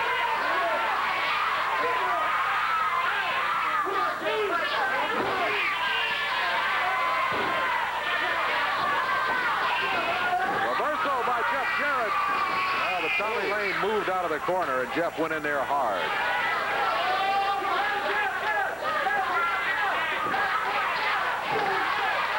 Jeff battling. Look at this. Ooh, Davis. He suplexed him down hard.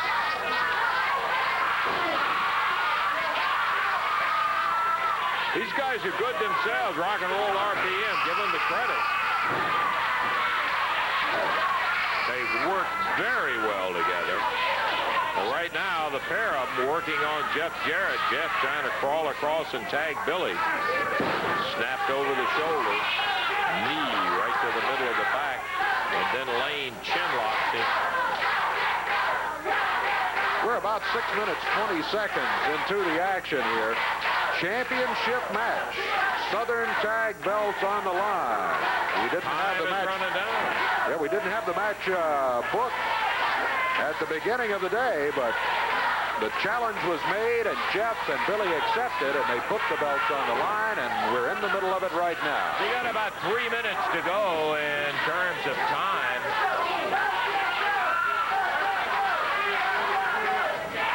Down on the deck. Tommy Lane with Jeff Jarrett. Billy Travis starts the cheerleading over there. He was saying, go, Jeff, go. The crowd picked up on it immediately. Jeff near the tag. He gets it. Here comes Travis. Billy Travis going after both. Rock and Roll RPM. Jeff Jarrett back on his feet goes after Davis. All four of them in the ring. Billy Travis slips around behind Tommy Lane, rolls him down, shoulders are down, referee pushing Jeff Jarrett out of the way, the shoulders are down. Billy Travis hit with a right fist by Mike Davis. He had something in that fist, too. I saw him going into the tights, Dave. He dug something out of there. There's a count. 2, 3. Oh, man. Well, you saw it, but the 3 count was made. Collecting the... was all up another time, boys. We got it now. Let's go. Yeah, I saw exactly how it happened, too. We have new AWA Southern Tag Champions, David. We do indeed. There they are. Rock and Roll RPM.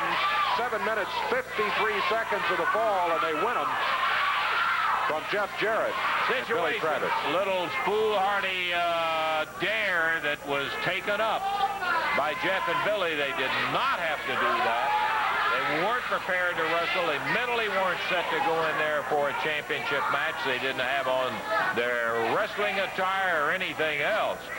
But I think when it all boiled down to it, it was a question. I think Mike Davis had something in his hand. We got to take time out. Back in a moment. This week it's no disqualification. There is a time limit, but no disqualification. The belt can only change hands if there's a pin of 1, 2, 3. And I guarantee you, myself and Billy, we're not going to get beat by you, Bruno. You're 2 big guys. You think you're real big and bad. I brought a chair in the ring last week, and I showed you what I can do with it. If it takes that this week, me and Billy bring a chair, a chain. It don't matter, guys. You just show up, and we're going to hold on to these belts, and that's a promise, Bruno. How's that going to affect your strategy, Billy, the no disqualification? You know what they're capable of doing, and I assume that you guys are going to have to be ready for it. You know, Lance, they didn't ask for the match. We asked for the match. You remember the last thing you seen on the tape? They were running. We were chasing with chairs. Well, this time, we got you in a match coming up, brother. Let me tell you something. Bring your chairs, because we're going to bring ours. And we're going to keep these belts, because we worked hard to get them, and we're going to keep them right here. Good luck to you guys. Hey, you got a match coming up here, and we want to see it. So let's get to the ring. David? All right. Expiration of time match right here. Climbing up on the ring at this moment, Jeff Jarrett and Billy Travis. Total weight 428 pounds. Jeff, I think you know, out of Nashville, Tennessee. Billy Travis out of Lexington, Kentucky. What is this? A manager for the Grapplers, and that manager none other than Downtown Bruno. The team of the Grapplers under the mask. They weigh in at a total of 431 pounds. Are out of parts unknown. What are you doing out here? You don't manage the Grapplers. Bring the gong, baby. Oh, yeah. Bring the gong so I can... Hey, get out. Don't be coming off on me. I ain't doing nothing to you. I'm just sitting there talking to Lance Russell. Yeah. Shut up. Shut up. Okay, we're about... the gong, baby. All right. Let me tell you something. Don't even bother knocking nobody. Nobody means nothing here. Let me tell you something. I don't appreciate this here. You call this a title match? This is an... No, it isn't a title match. It's a non-title match. Okay. Well, somebody told me it was a title match. I feel a little bit better now, but I'm still disgusted. This should be Bubba and Goliath and Downtown Bruno. Not these two. What's the deal here? Why is it? Why is these two guys, these two anonymous, generic wrestlers, get to come out here and get a match with Billy Travis and Jeff Jarrett? Hey, why do we have to wait? I know you've got a match signed, Bubba and Goliath, against these guys coming up, and it's going to be a no disqualification match. So what are you griping about? Because we don't want to wait. We want them now. We don't care if it's in a parking lot or in the street or in a brand new arena. We don't care if it's in New Jersey. We don't care nothing. Why is it that these two punks get a match here on TV? Why can't we get a match on TV? So not only can we humiliate them in front of 22,000 people in an arena, but in front of 22 million, 22 billion people here on nationwide television. Why is it, Lance Russell? Why do these two guys out here in sweatshirts get a match here with them on TV? Why is it? You tell me. You're the man around here. Hey, listen, the match is made. It's underway, and it's a pretty good match so far. So why don't you quit griping and complaining? Oh, griping and complaining. What did you do, griping and complain? What did you do? All you do is gripe and complain. Every time I walk out here, I'm the only thing that has class this little table right here. You and Dave Brown can't do nothing. 20 years you sat out here like two goofballs. You think you're something. All of a sudden, Downtown Bruno comes here, has a little bit of class this show, and you get upset because I have stages, see? I have stages. This is a mismatch. I will give credit where credit is due. Travis and Jarrett are good wrestlers. They're a good tag team, but they're no match for the Downtown Connection, see? That's why they're in here with these two bums instead of with the Downtown Connection or with Boy Tony or myself, whatever. You see what I'm saying? I'd have to be boring and repetitious, but I'm going to do it anyhow. They happen to be the champions also. Hey. That's for now. Fame is a fleeting thing, Lance Russell. That's for now. Pretty soon the only belts they're going to have is the ones that are going to hold up their fans, baby. You know what I'm saying? I mean, come on, look at this double team thing. When we double team somebody, everybody boos. Uh-oh. Well, they had a job to do, and they did it. They did it very well. What was the time on that? Time on it was 2 minutes, 25 seconds. Jeff and Billy get the win. Pat and Allen, again, coming through with a victory as they have done on a regular basis since they joined up together, and a nice win it was indeed. They moved back and forth very neatly, and I want to get you guys right over here if I can, please, Pat and Allen. Hey, Dave and I were just talking about for a team that hadn't been together all that long, you guys are really working well together, Allen and Pat. Well, Lance, it makes it a whole lot easier when you got all these beautiful people out here rooting you on each and every week. Well, thank every one of them. You've certainly been doing an excellent job, and Pat, I will tell you, you're back in the tag team business again, partner. You got yourself a real horse right here. Yeah, everybody knows it's no secret. I've been looking for a partner You know, and I think me and Alan are going to do real well together. You know, ever since Jeff dumped me, you know, we've been doing real good. You have been doing well.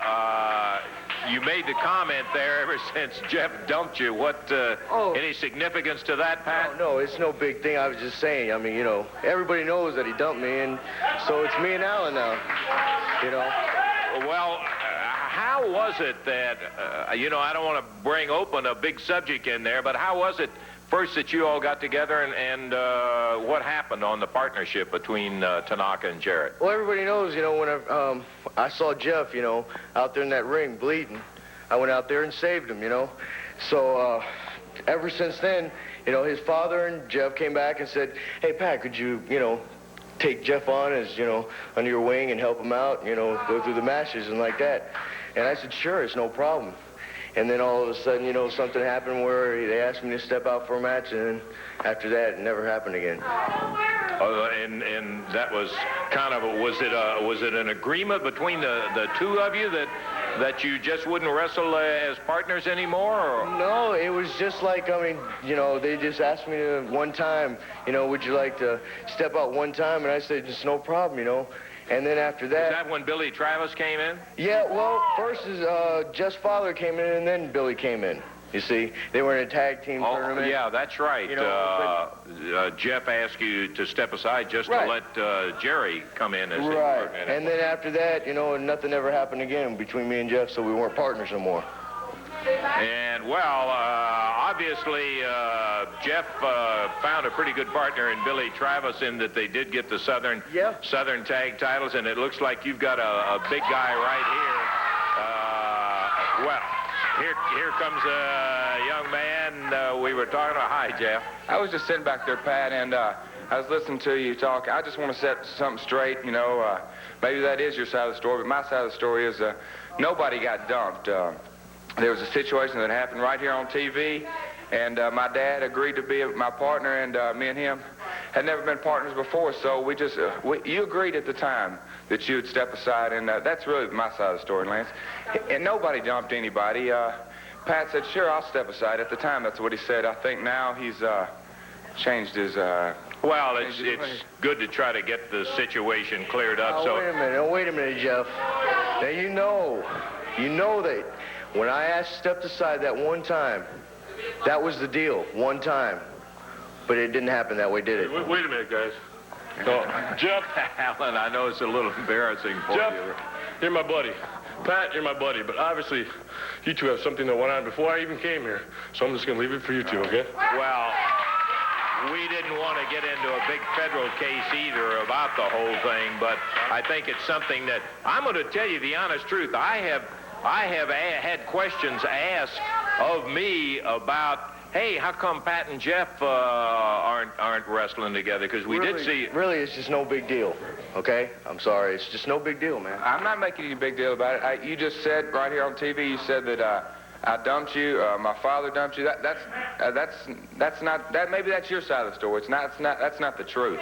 The truth is, me and my dad came to you and we asked you, will you step aside? And you did. You said, sure. You know, no problem at the time. You're doing real good now. You know, you got a good partner, Billy Travis. You know, he's carried you through, and you guys won a championship.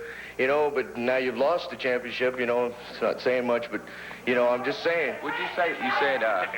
You said Billy's carrying me through? I think you may have had the wrong phrase there or something, Jeff. You know, I mean, that's what happens. I mean, someone always seems to carry you through somehow. No, you guys, Maybe that's your opinion, Pat. Me and Billy, I guarantee you, Billy doesn't see it that way. I don't see it that way. I think we're equal partners, and we both carry each end of the stick pretty strong. Okay, hey, who cares? I don't like that word anyhow. You guys, we're going to have to take a break here. I'm sorry. We're just going to have to take a break here. And we'll be back with more action on Championship Wrestling. I'm starting, Dave, to look forward to the segments where Bruno is not anywhere around. I tell you, it is such a relief not to have to listen to that guy. Here's a young fella we're always glad to see around, Jeff Jarrett, who was the subject of some conversation from downtown and all that. I know you probably heard all that heavy static that was coming out of Bruno and his guys. That's right, Lance. I sit right back there and listen to every single bit. Bruno, you're out here running your mouth saying that I can't handle myself in single matches. I'm not capable of being in single matches. I hide behind my partners. Well, Bruno, I proved to you, I proved to Boy Tony and Pat Tanaka, you know I proved to you I can handle myself in a single match.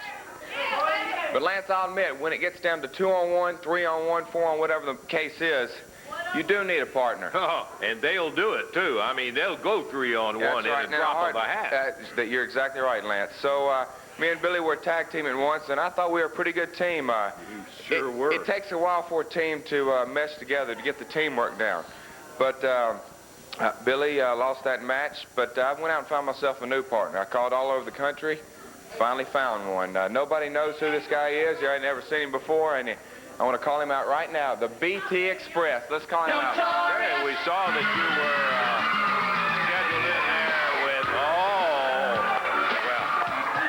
with the BT Express as your partner. Now, Lance, he doesn't do much talking. He does all his talking in the ring. Oh. He knows what Pat Tanaka can do. He knows what Boy Tony can do. They're going to find out what me and the BT Express are going to do in the ring, brother, I guarantee you. He's heard about Bruno and Pat Tanaka and those guys.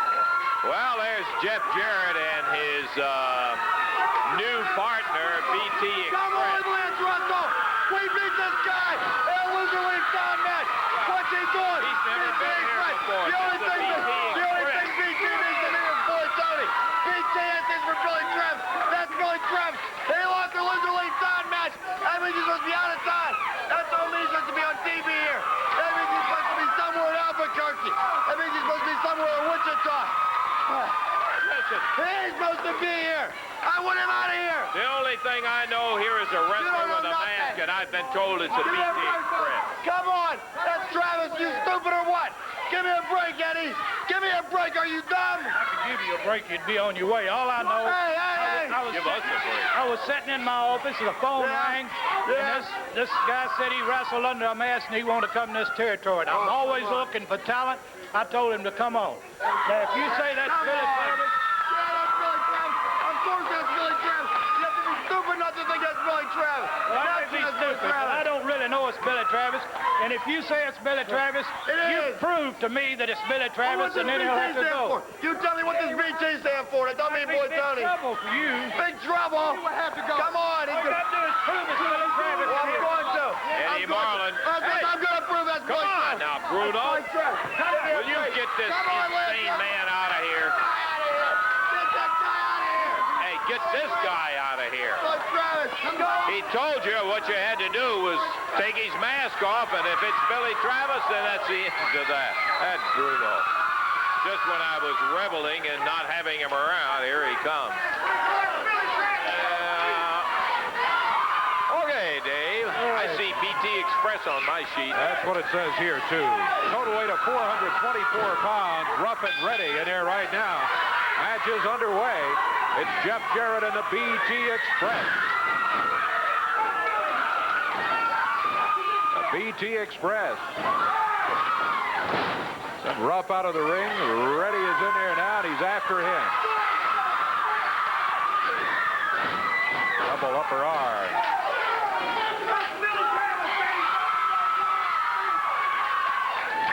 Jeff Jarrett sends him into the rope.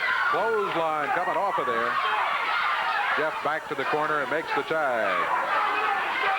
The Express, the BT Express. Off the rope, upper arm.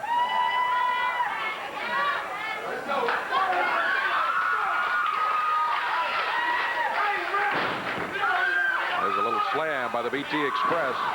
Drops down with a leg. And a cover. Counts at one, but only one. The BT Express picked him up. Tag mate. There is a little similarity in the styles and the appearance of the BT Express and Jeff Jarrett. I guess Jeff was probably looking for somebody as close to Billy as he could find. So far, they're working real well together as a tag team. There's a good tag right there. Rough and ready. Getting the worst of it here so far in this match. A minute and a half gone. Started for the corner for the tag on his partner, but the rough and ready tag does not happen. Ooh. Nice move by BT Express. Once again, he broke the count. This one at 2.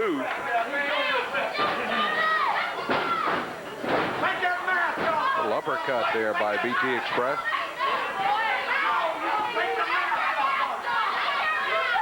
Egg on Jeff. Looks like a double. Wow, big double suplex. Snapped him over and down, and Jarrett follows with the elbow. 1 fall, 10-minute time limit bout. Jeff Jarrett, BT Express against Rough and Ready with Boss Winter at ringside. Once again, body slam. BT off it. Bang! Drop down with a big elbow.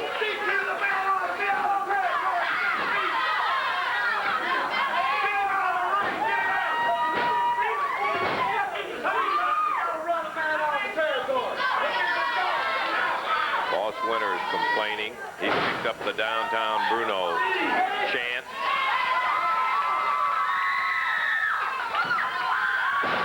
Ring off the rope. And a BT Express in control. There's the tag made. Here's Jeff Jarrett back in. Good drop kick by Jeff. He's got a cover over near the corner. BT helps out. Count of 3. And they get themselves a win here. Boy, they were close to the corner of Rough and Ready. BT Express with a great assist to keep the other and Boss Winters out of it. The time, he did. Yeah, time 3 minutes, 14 seconds. Jeff Jarrett, BT Express, and Paul Diamond, tough Canadian. Jeff with that arm bar right up tight on Shima. Boy, and let me tell you, that's the only place you can control this guy. This Shima, experienced, knows his way around inside that ring. He's dangerous in there. Jeff Jarrett, good move, coming off the ropes. He's set, got him with a shoulder. Now with the arm, he takes Shima down to the mat and bars the left arm.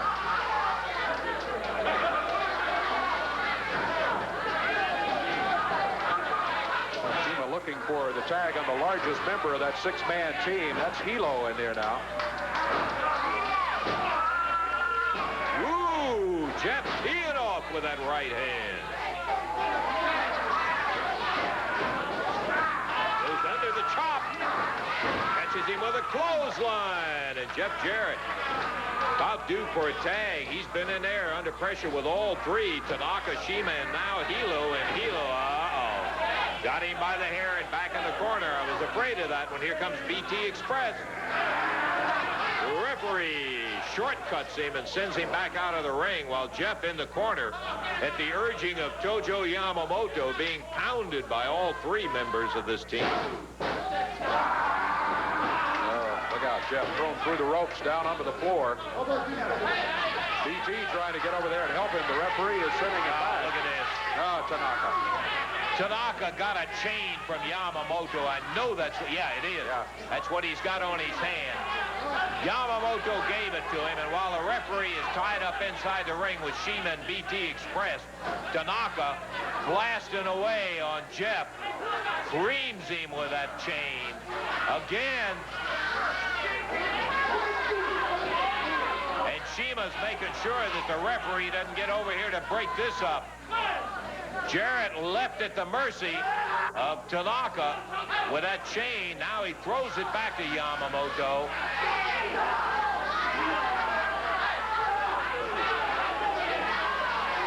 Now referee Jerry Calhoun telling Tanaka, get him back in the ring. BT Express started outside. Oh, look at that. Shima slams Jarrett's head down on a chair, and again, Tanaka blasting.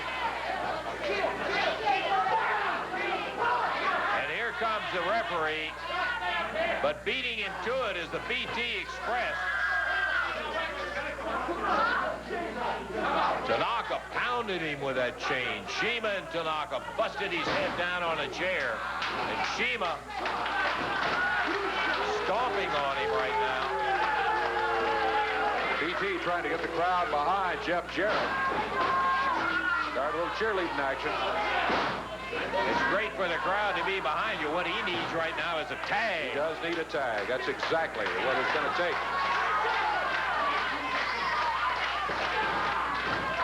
Boy, not much luck getting that way either.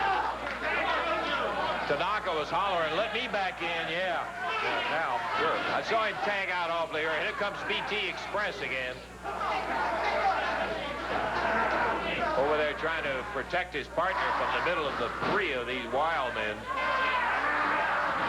Two from Japan, one from Hawaii. Well, make it three because you got Yamamoto down on the floor. And the referee gets Hilo away from Jeff. Continuing 3-on-1 in effect as Jeff way away from his corner. He needs that tag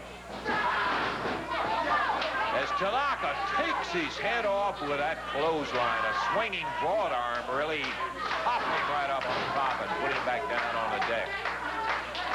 Boy, Jeff has really been blasted in there. They're keeping him over in their corner, not allowing him to get close to the tag on BT or Paul Diamond. As you might expect, Jeff's head busted open, and he is fighting his way back. The pure athletic instinct says survive, and he's swinging back at Shima. Look at this! Beautiful move. There's a tag on the BT Express.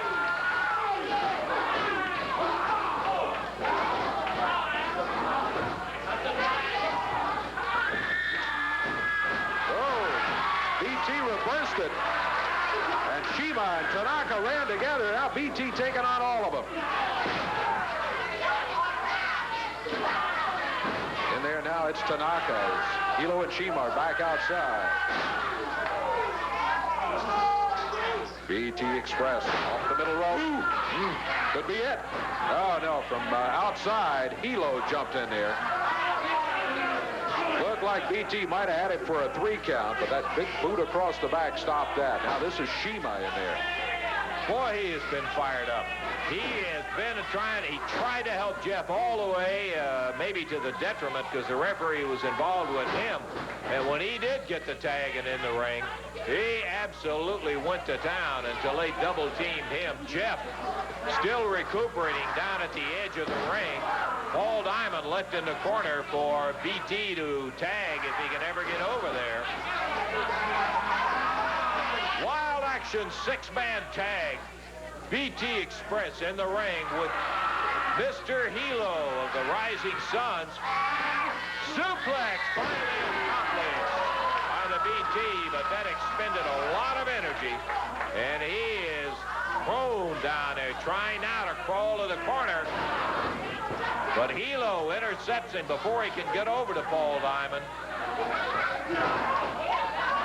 And as BT got to the corner, Diamond went down on the floor to help Jeff Jarrett, which left the BT absolutely wide open and vulnerable with nobody to tag. What a bad break for BT. Tanaka going after that mask that Bruno put that $5,000 bounty on. He is really working on it. We're coming up on the 8-minute mark of this match. 15 minutes, the overall time limit. Tanaka got the mask twisted around, but BT kept him from getting it off of his head.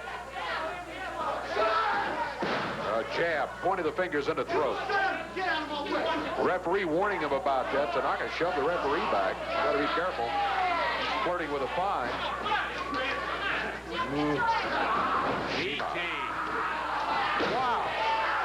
Knocked sidewinding, to say the very least, by Shima with that chop. As he came off the slingshot effect of the ropes. One.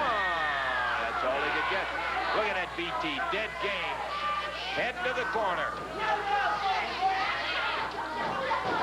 And reach for the tag, and Diamond steps down again to help Jarrett.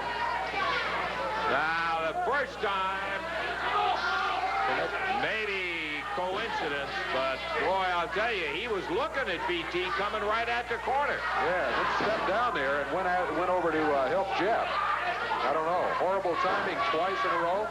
Jeff Jarrett coming back up on the ring apron, but Tanaka, a couple of shots puts Jeff back down on the floor. And again, Tanaka going after that mask.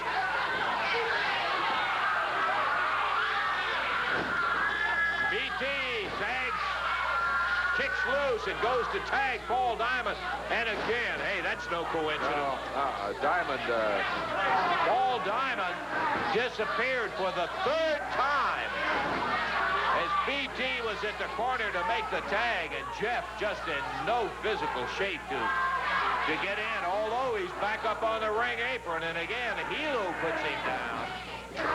BT, as we should be somewhere near the 10-minute mark in this match, and it has been a rough one. Well, there's the fourth time. Forget that. Yeah. No, Diamond avoiding the tag, and I am very surprised at the tough Canadian because he doesn't back up from anybody, and he certainly, the past experience that he had with Shima and Yamamoto, but he avoided the tag. I can't put it any other way. That's the way to look from over here. Down on the deck again goes BT. Tanaka has not been able to get that mask off. He has tried and tried. One time, Dave, I saw BT had it in his mouth, holding the bottom of it with his teeth so that he couldn't pull it up. Here comes Jeff Jarrett. He saw his friend taking it on the chin and Diamond not tagging in. He just made himself get back to that ring. Throws the knockout. Nails Yamamoto. And finally, here comes Diamond in to... No! He nails Jarrett. What in the world has happened? Referee with a disqualification. And look at Diamond. He's going for the mask of the BT Express. Here comes Alan West. Mr. Hilo stops him cold with a shot. Shima gets on him. Tanaka pushes Diamond out of the way. Diamond and Tanaka fighting over the mask. Look at this. It comes off. And Billy Travis is unmasked. Bad news.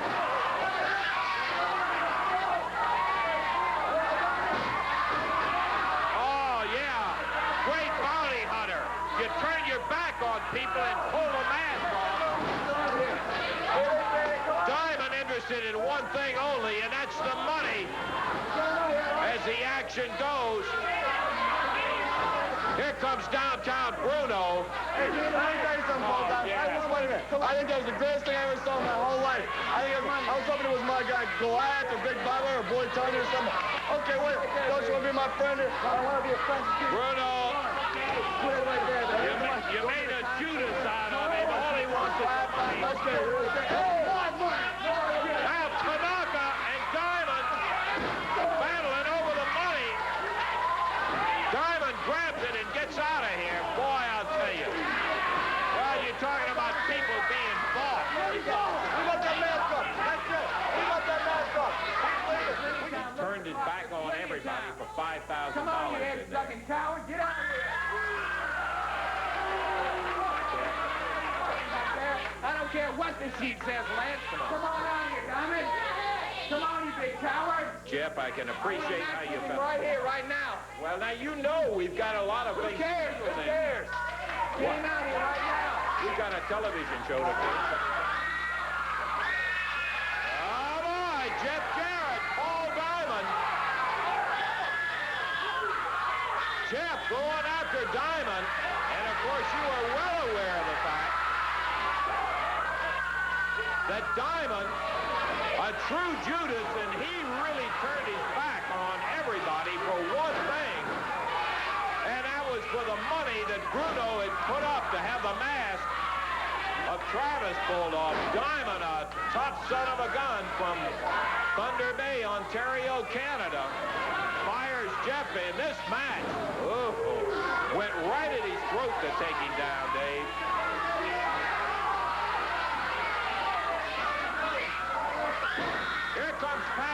Tanaka. Jeff knocked down on the floor. Now it's Tanaka and Diamond after Jeff. Tanaka, and now it's Tanaka goes after Diamond. Tanaka after Diamond and Jarrett. Jarrett after Tanaka and Diamond. And Diamond after Jarrett and Tanaka. Just line them up. I want more money than I earned. You go talk to Paul Diamond about that. Don't be talking to me about it. More money. Anybody, hey. I want the match. No. I got it. It's my money. I earned the money. No, he caused my partner to leave town. You ain't getting no match, Oh, brother. get out of here. It's my money. I earned it. Listen, you spoiled brat. You're just a rich spoiled brat. You don't know nothing about money. You don't care about it, brother. Two calls, and you know what? Don't deserve a match. Tanaka, I'll put up with all of this. I'm going to put up with both of you. Hey, I want a match with Potter. No, That's what he did. I want the match because it was my money they stole. Which one of you want to match? Let me tell you something. No, I want it. Let me tell you. No, I'm getting the I match. want the You're match. not getting the match, and you're not getting the match. What are you talking the about? contract has been signed that you are what the contract said. Well, Hey. I do, young man, and you better get that. He just stole $5,000 from me. You're going to wrestle him, and he's going to wrestle you, and that's it. He just took my money. I don't care what he did. I'll get a match with Potter. They both want a match with Diamond. They've already got a match against each other. Why not make Diamond the prize? Whoever wins gets a match with Diamond. The winner wrestles Diamond. What do you think about that, Pat? I'll take it. Hey, I'm not getting my hands on Diamond. Get him out here right now. So be it. Hey, I'll beat your head anyway. You're a pretty good matchmaker, Dave. I like the idea. Hey, this way I'll beat You understand it. You guys go against each other. The winner will wrestle Paul Diamond for your... Boy, I'll tell you, is this wild? Huh? What a bunch of different... You got... Well, Jarrett after Diamond and Tanaka with good reason. Diamond after Tanaka and Jarrett, and Tanaka after Diamond and Jarrett. Good night.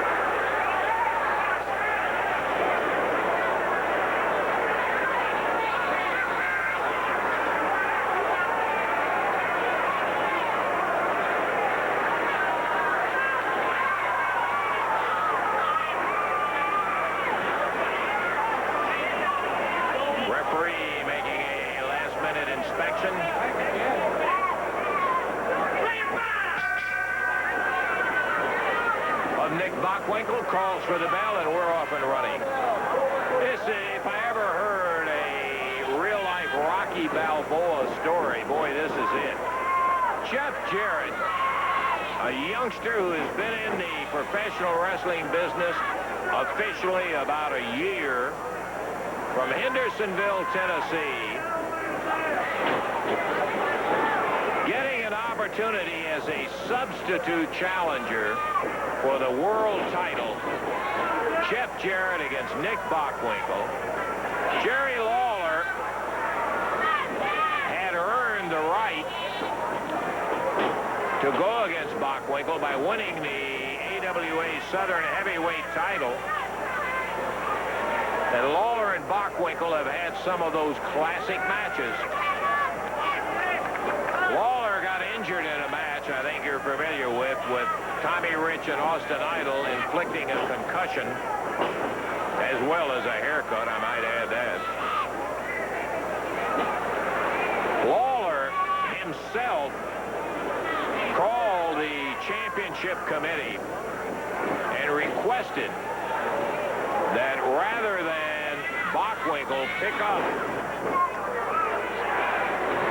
a free night, if they would consider Jarrett, though he was not ranked as a heavyweight challenger, as a substitute.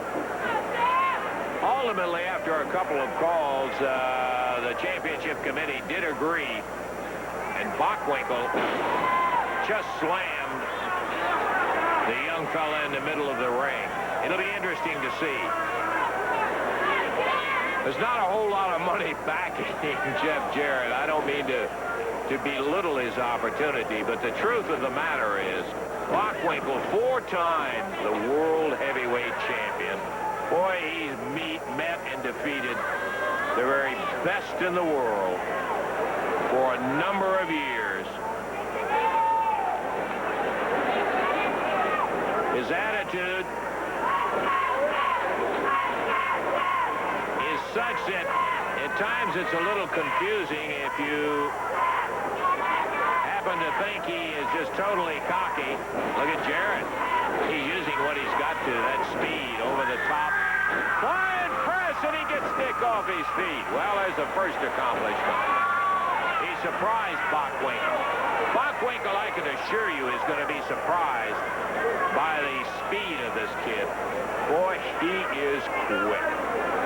And we've said it a dozen times. You're tired of hearing it, I'm sure, but he is pure athlete.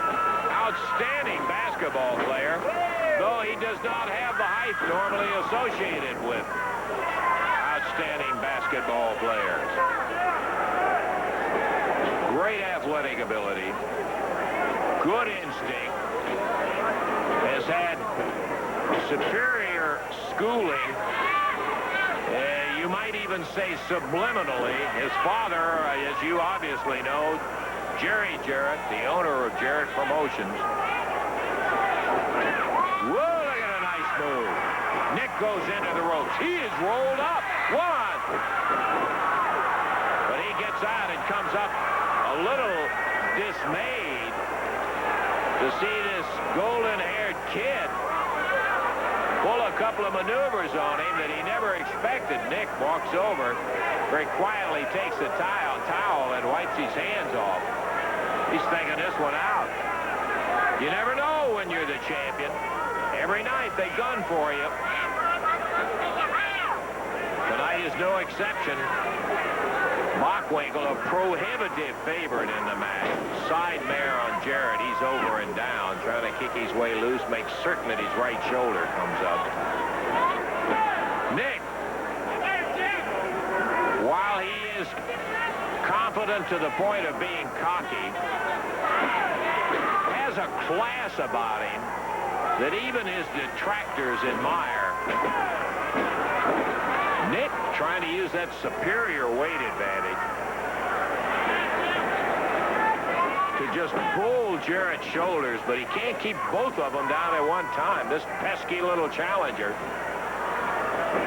ripping that shoulder up and won't let Bockwinkel come out of there with a pin.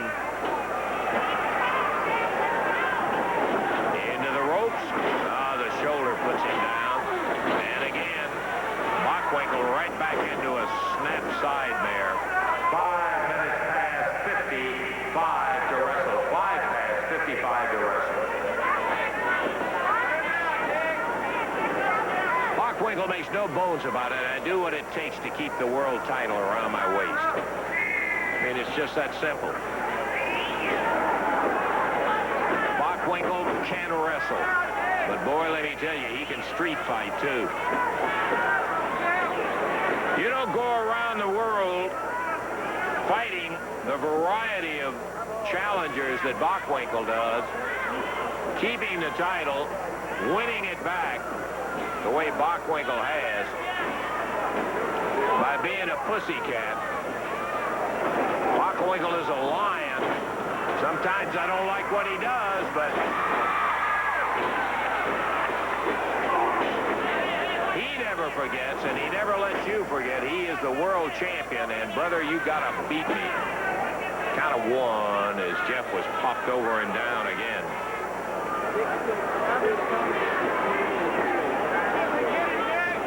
Nick taking his time. I think the two little moves that Jarrett surprised him with, it irritated Nick that he was, well, I don't know, caught napping is exactly the word, but I kind of saw it that way. And he is, in a workmanlike manner, handling the young champion right at the moment. We're sitting here looking at the big gold World Heavyweight Wrestling Championship belt that Bockwinkel takes tremendous pride in. Jeff drives up to his feet. And he slips in. Look at that leapfrog. Down underneath this time. Hey, he's got it. Beautiful. Again. Body slams the champion. And Nick says, hold it, hold it. Rolls out of the ring. As Bockwinkel caught again by surprise. The first time, Jeff went over the top with a big leapfrog. Beautiful. The next time, he ducked down underneath him where Nick had to jump over him. Caught him, hip-tossed him twice, picked him up rather and slammed him twice. Nick took to the floor. 8 minutes in, plenty of time left. One of the noticeable physical features of Jeff Jarrett, and we pointed that out before too, is the powerful legs. Got quite a vertical leap in basketball. Look at this. Bockwinkel again trying to just force the shoulders down by sheer weight and power. And Jarrett, you can better believe one thing. He's going to have to be in a position where it's life-threatening before he gives this up. He came in, filling in for Lawler, at Lawler's personal request, and he is going to make the most of his opportunity tonight. Referee saying you're in the ropes, Nick, back it up. And Bockwinkel drives back. Oh, boy. He drilled him with a forearm uppercut. Jeff out of the way, and Nick slips into the ropes turnbuckle and right at the post. May have hurt his shoulder over there. Jeff trying to get right back out. Wait a minute. The referee saying, hold it. I don't know why. Now he says wrestle. Jeff was trying to take advantage of Nick's shoulder being hurt and get back at him.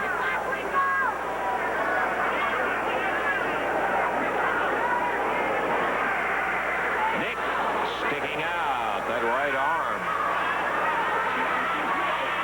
Wants to keep Jeff away from that shoulder. He grabs it but slips around. Nice. Speed again, goes to a top wrist lock, and Bockwinkel, who took him over and down, Jeff holds on to it. Again, Nick mirrors him over, but Jeff just like a bulldog hanging on to that arm. And he's trying to work it with a top wrist lock on Bockwinkel, with the shoulder having been hurt over at the ring post.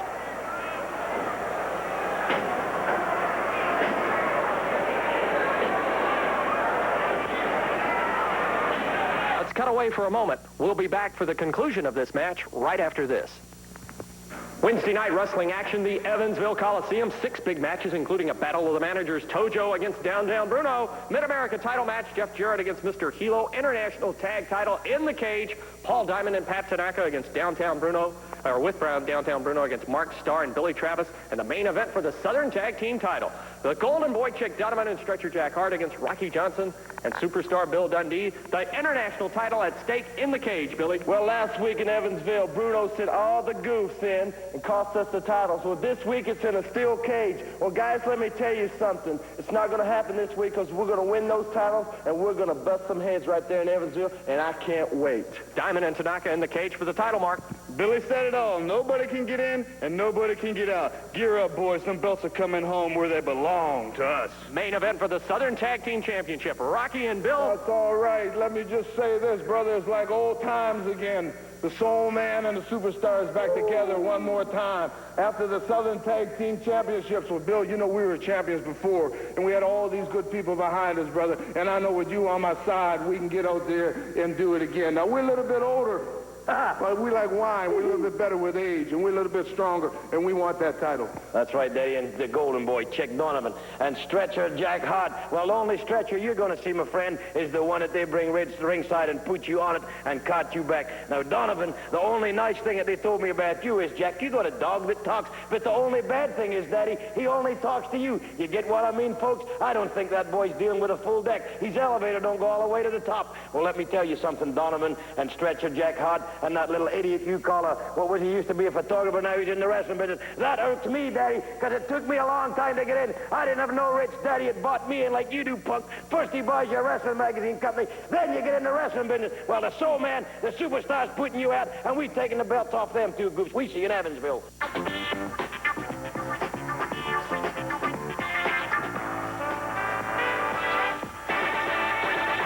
Jeff Jarrett and Nick Bockwinkel for the World Heavyweight title. And Nick caught in an armbar again on that shoulder as we roll up to the 12-minute mark with 48 minutes left.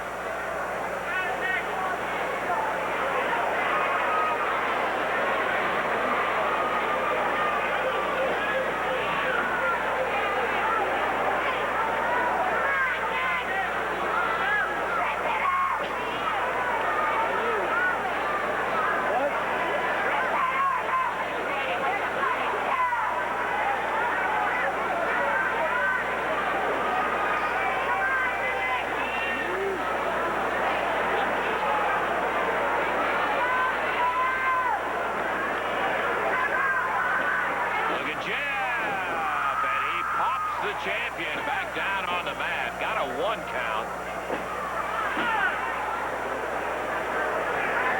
Nick not in a panic, but boy, oh boy, would he like to shake this guy off his arm.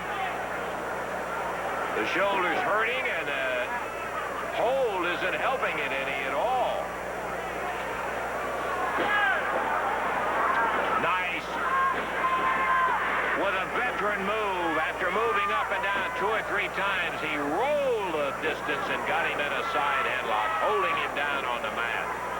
Bockwinkel getting a little relief now. With his weight, he can manhandle Jeff to that extent.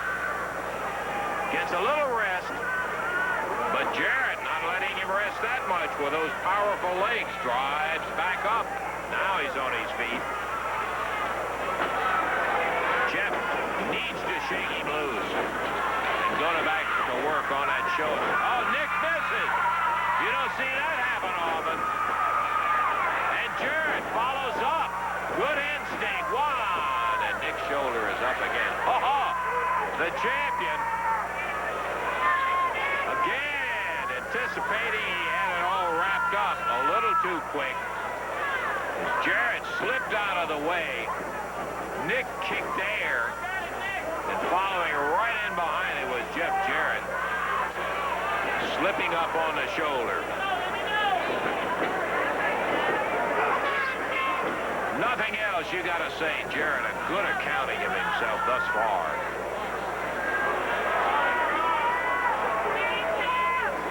He's got the arm in a hammer. We can't, yeah, I can now. Couldn't see it exactly, but I saw his hand in the position it was in.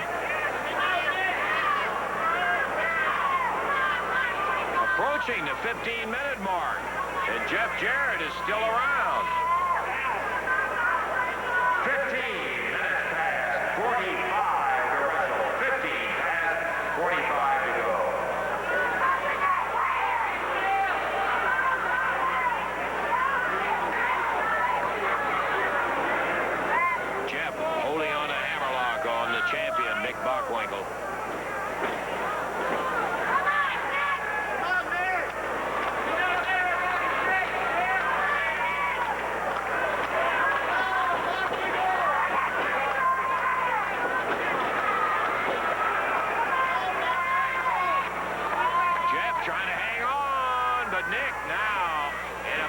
position where his weight is a big factor. Grabs the hair, backs Jarrett over to the ropes. Referee calling for a break, and on the break, Bockwinkel pounds him with a right. Hit him with a left that hurt Bockwinkel maybe more than it did Jarrett. Oh, boy, not that knee. He sticks him right in the midsection.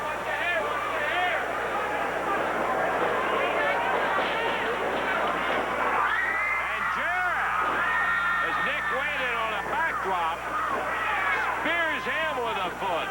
Slips into the hammer position again. And he will not let Bockwinkel have the opportunity to get a 1, 2, 3. Nick has got to be getting very tired as Jarrett wisely has kept the pressure on the weak point. Oh, Bockwinkel getting determined now.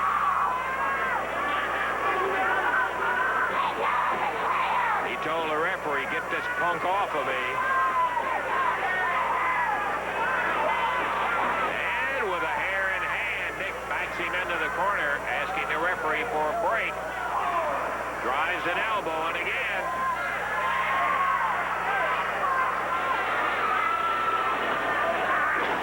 Oh, boy, did he beat him out of that corner.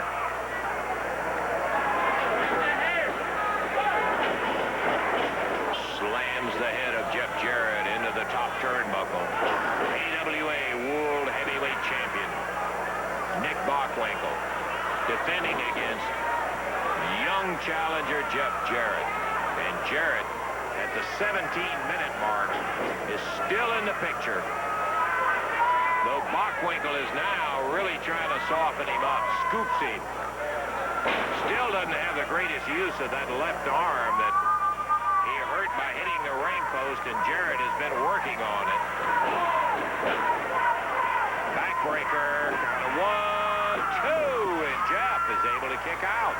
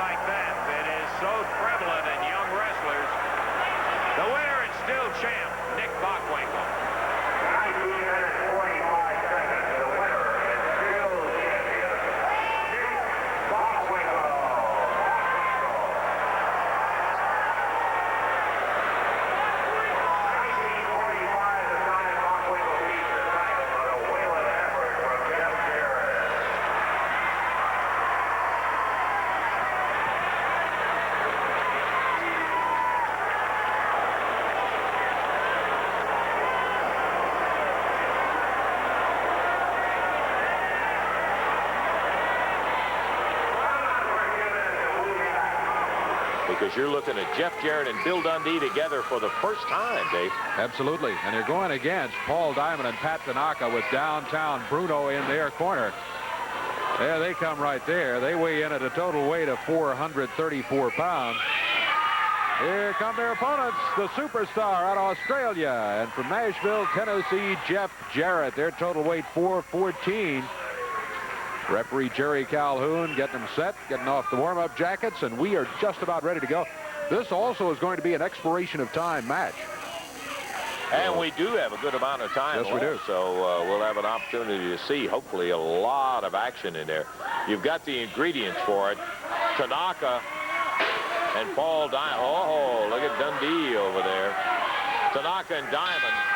We've always said they have all the tools, all the ability in the world. The only thing that's detrimental is the fact that they're managed by downtown Bruno, and their attitude adjustment was not for the better, I can tell you that. They're going against veteran, tough, pound for pound, still considered one of the roughest guys ever to walk in a wrestling ring, Bill Dundee. And young Jeff Jarrett should be a dandy. Tanaka with a conference. I think he's asking Diamond, what'd he do? Did you see it from over here?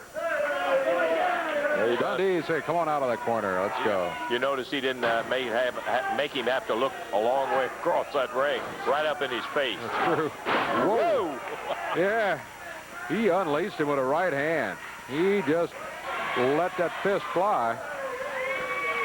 The superstar. Tanaka a little tentative about coming back into the action here.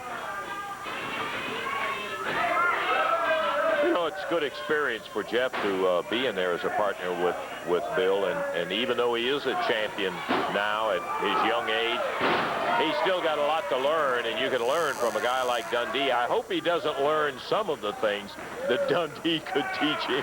Yeah. Tell you the truth, there's not much Bill doesn't know.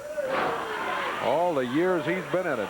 Boy, oh boy, and all the victories.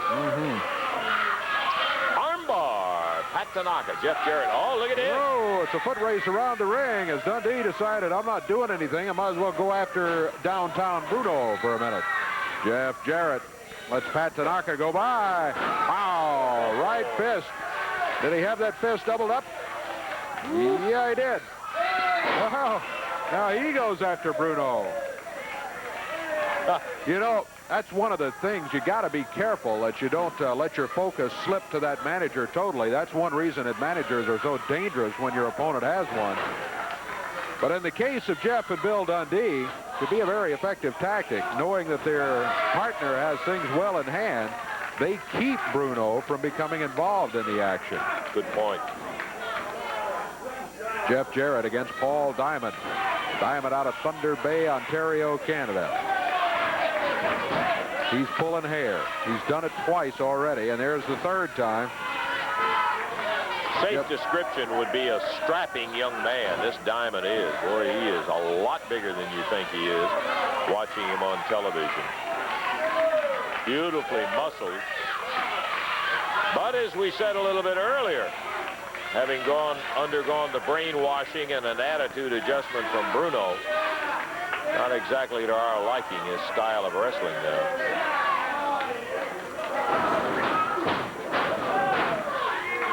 Diamond, a perfect example of what your mom always told you about. He had all the potential, but he started running around with the wrong people, in this case, Bruno. Yep.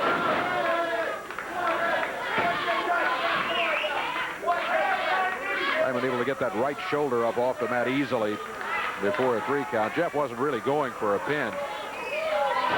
But when the shoulders are down, the referee starts the count. Did you see Dundee come in and just slip that right fist in there? He hadn't even hit the floor good when he popped him with it. It was just, by the way, here's this, pow. Diamond kicks out of it at the 2 count. 3 minutes, 45 seconds gone. First fall action of an expiration of time match. Super 1-2 with the superstar, Bill Dundee and Jeff Jarrett against Paul Diamond, Pat Tanaka. Dundee laying a little of his amateur wrestling on Paul Diamond. Went around behind him, hooked him around, rode him a minute. took him over right by the ropes, and Diamond slipped out. Uh-oh. Diamond trying to sneak up behind Dundee, and he did it, but Dundee turned around, doubled up the fist, and said, all right, you want to fight that way? I'll fight you that way. Jerry Calhoun trying to get Dundee back. Let Diamond get out of the ropes and on his feet. First ball. Expiration of time match. Bill Dundee, Jeff Jarrett against Paul Diamond, Pat Tanaka. Tanaka comes in with a judo and the karate, and he just jabbed Dundee with the point of the fingers, choking him. All the downtown Bruno tactics really showing up in this match. As Tanaka and Diamond are using them. There is Jeff Jarrett. Jeff has been watching all of this. He's reaching for the tag. Dundee still can't get to him. Billy over to the corner, and here comes Jeff Jarrett.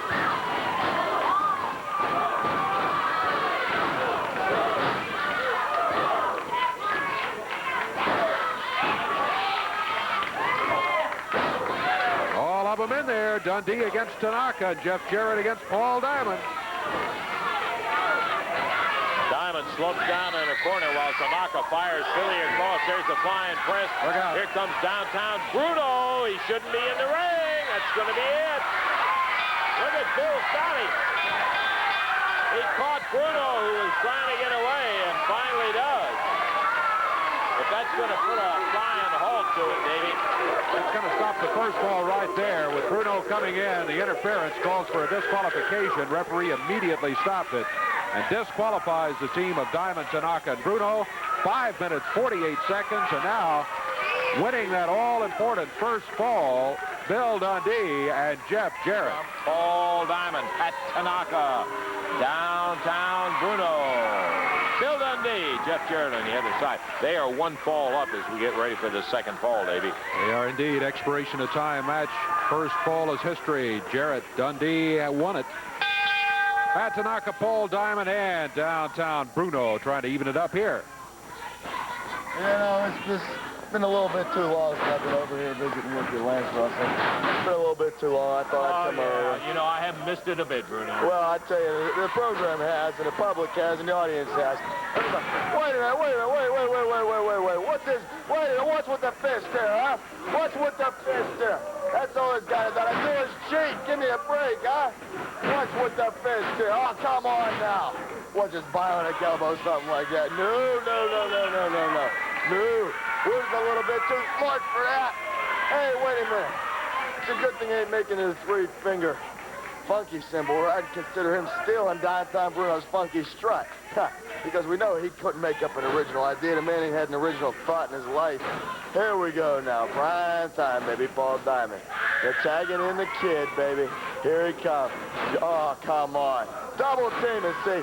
When our guys do it, they call it cheating. When they do it, they call it teamwork. It just ain't right, Lance Russell.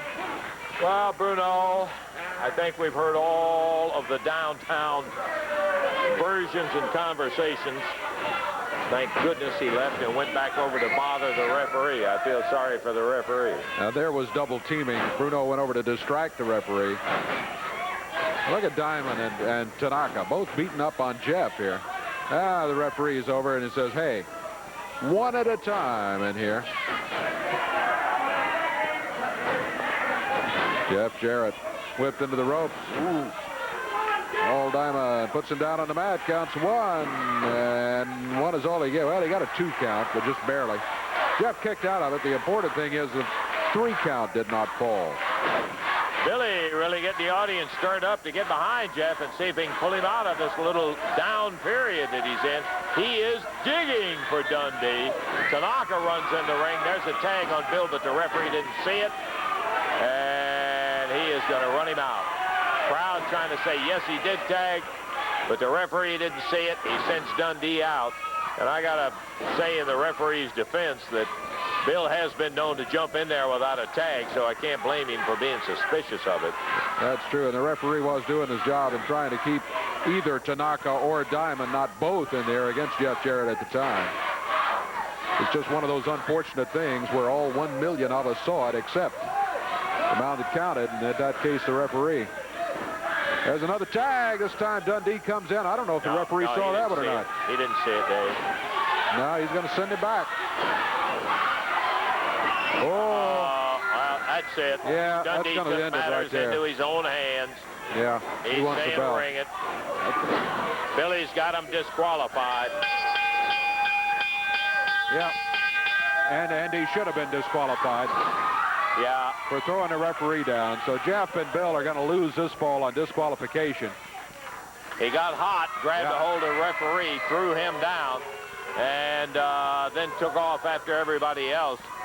The one person he should have kept his hands off of was the referee, and it cost him the fall, so they're back to the starting point to even go, one fall apiece, both by disqualification. We're going to take time out, check our time, and see if we have enough.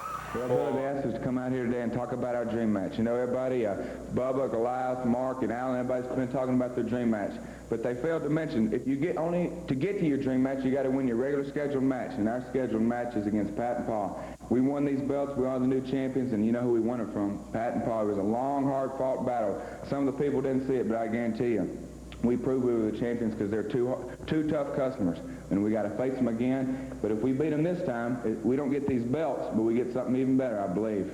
We get 5 minutes with Bruno and any partner he wants. You know, he's been a thorn in everybody's side, and I guarantee you we're going to beat his stinking brains out. You know, Jeff, he's been here a long time in this area. He is a thorn in everybody's side. So, Bruno, if we beat, not if, we're going to beat Paul Diamond and Pat Tanaka right there in the middle of the ring, guys, and we get 5 minutes with you. But, Jeff, he can choose any partner he wants. That's right. I don't care who he brings, but there's one thing coming after that. After everybody's dream match, it's a big cage battle royal, and I've never seen one of those. We're coming at you. That's right, I guarantee you. Well, that's an interesting comment from Jeff and Billy on it. We'll have more comments in just a moment. Right now, a lot of folks have said, boy, I'll tell you, I wish I could have seen that entire match over in Jackson, Tennessee with the Southern Tag titles at stake. Let's take a look. Paul Diamond, Pat Tanaka, the finals against Jeff Jarrett and Billy Travis. Here it is. I guess Jeff Jarrett, his former partner, agreed to come in as a substitute. Jarrett and Big Bubba lost the match to Diamond and Tanaka earlier in the evening. Whoa, Travis able to move out of the way. Billy goes for a pin. No, he's going for a tag. Tanaka comes right in. The referee puts him out, but that breaks up the opportunity for Travis to try to get a pin. Now, Travis fighting up, goes for a double leg dive, trying to fight his way. Here comes Pat Tanaka again, and Diamond goes right back to him, and Travis is down. Diamond and Tanaka are managed by downtown Bruno. So far, he's not a factor in this match. Travis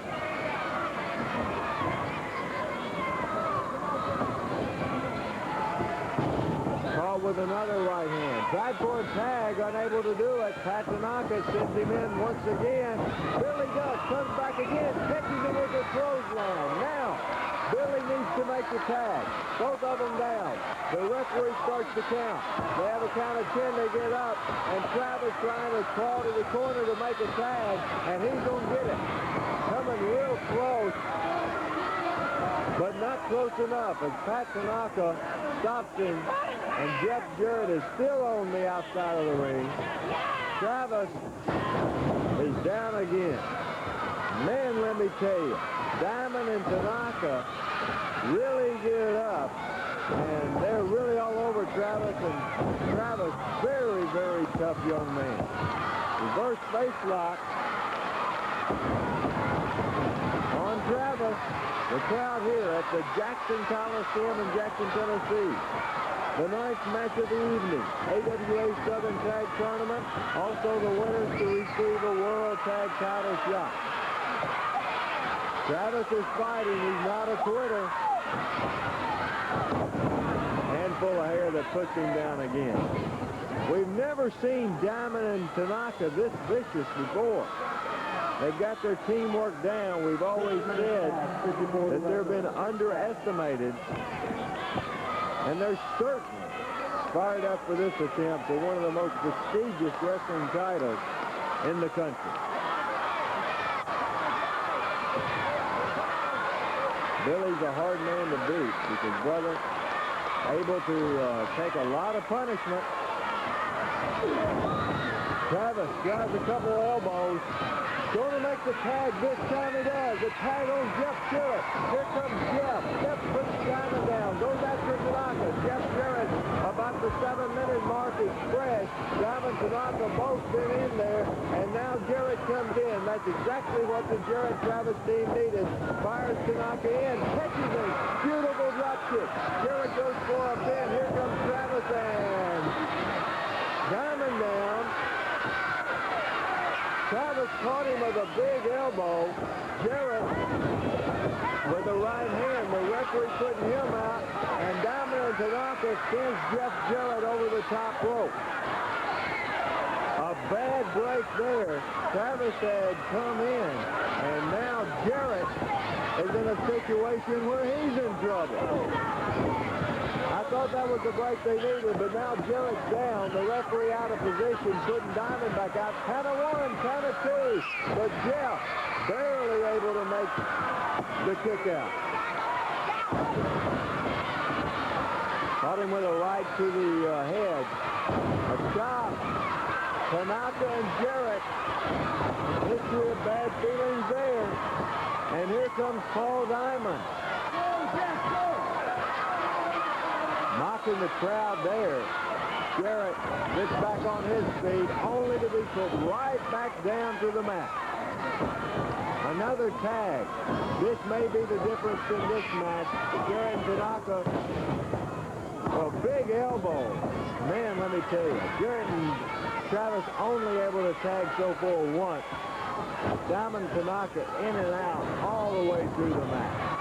That's the key to a tag team match. Now, downtown Bruno choking Jarrett from the outside. Tanaka sends him in. Oh, a reversal by Jarrett. Back again, but DDT.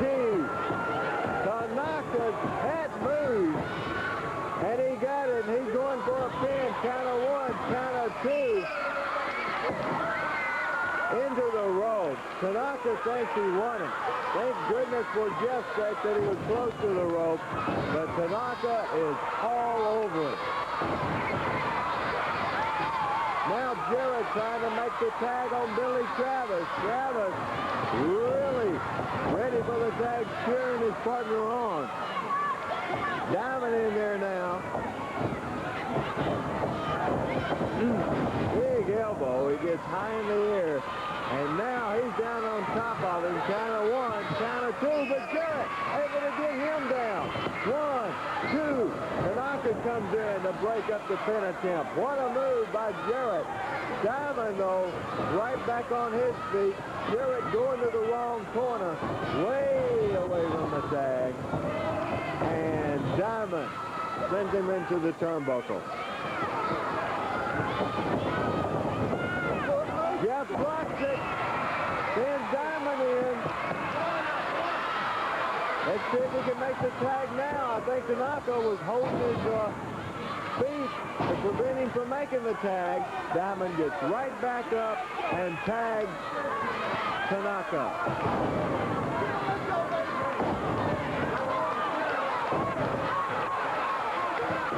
Crowd here at the Jackson Coliseum getting behind Jarrett.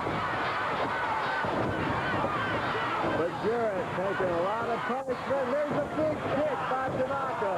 Jeff right back on his feet. What a tough young man he is. And here he comes. Jarrett pounding away at Tanaka. Tanaka fires back right in the middle of the ring. Jeff Jarrett, Pat Tanaka, striking punches. Neither one of them going down. Tanaka now looks like he's about to hit the canvas as Jeff Jarrett getting the best of him. There he goes, doing the best he can. Tanaka and Jarrett in the Southern Tag Team Tournament Final. Back and forth.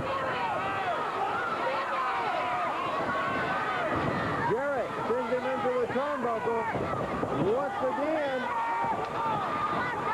And a big right by Jeff. Here comes Paul Diamond. Billy Chavez goes after him. Diamond Tanaka battling. Jarrett Tanaka. Jarrett hits the rope. And counter that misses. He tried to hit Jeff. 1, 2, 3. He gets him in 13 minutes, 3 seconds. We have brand new AWA Southern Tag Team. Up in the ring right now, Jeff Jarrett, as we are almost set and ready to go with a match we've been waiting on. This ought to be a good one. I'm really excited about it, Lance. Here comes Hector. We're trying to get this match. Let me say one thing. Hey, I got something to say. Well, you got some more Christmas songs. No more Christmas songs. No more Christmas songs for all you people out there. Just let me say one thing and let it be known that the power and the agility and the skills of Hector Guerrero as a Mexican wrestler, which is superior to your American wrestling, is always 100% better. Let me tell you something. I've been watching this Jeff Jarrett and how all you people support him. I wouldn't support that chicken skin looking little chickie for nothing. Jeff Jarrett, all I ever see about you is when you get in the ring, is all you can do is throw a punch. No, I can talk, but I can back it up. Let me tell you something. Everything I say, I back it up 100%. Come here, Jeff.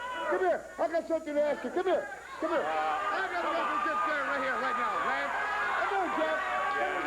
You got any more hot peppers? No. A lot of talking over here.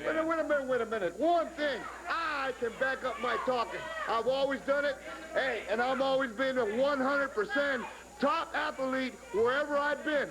Now, let's say one thing. You and I are scheduled for a match right now, right? That's right. Okay. I will prove that Mexican wrestling is a lot better than United States wrestling, and you can be the representative of the United States, and I'll be the representative of the United States of Mexico, because you all stole that name from us, United States. We were United States before you were. So you all remember that. Hold on, Jeff. One thing, one stipulation, so we can have a good, clean, honest-to-goodness Mexican-American match. Notice how I said that, Mexican-American. We're first. Let me see. Whoever throws the first punch, come here, ref. One stipulation right here, and if you agree, I'm going to go for it. Whoever throws the first punch is automatically disqualified and loses the match. Is that all right? Or do you agree for that? Hey, do you agree for that? I agree. I put up the stipulation, Lance. Hey, you want to get up there in the ring with me? Come on. I don't want to. Oh, you big booby.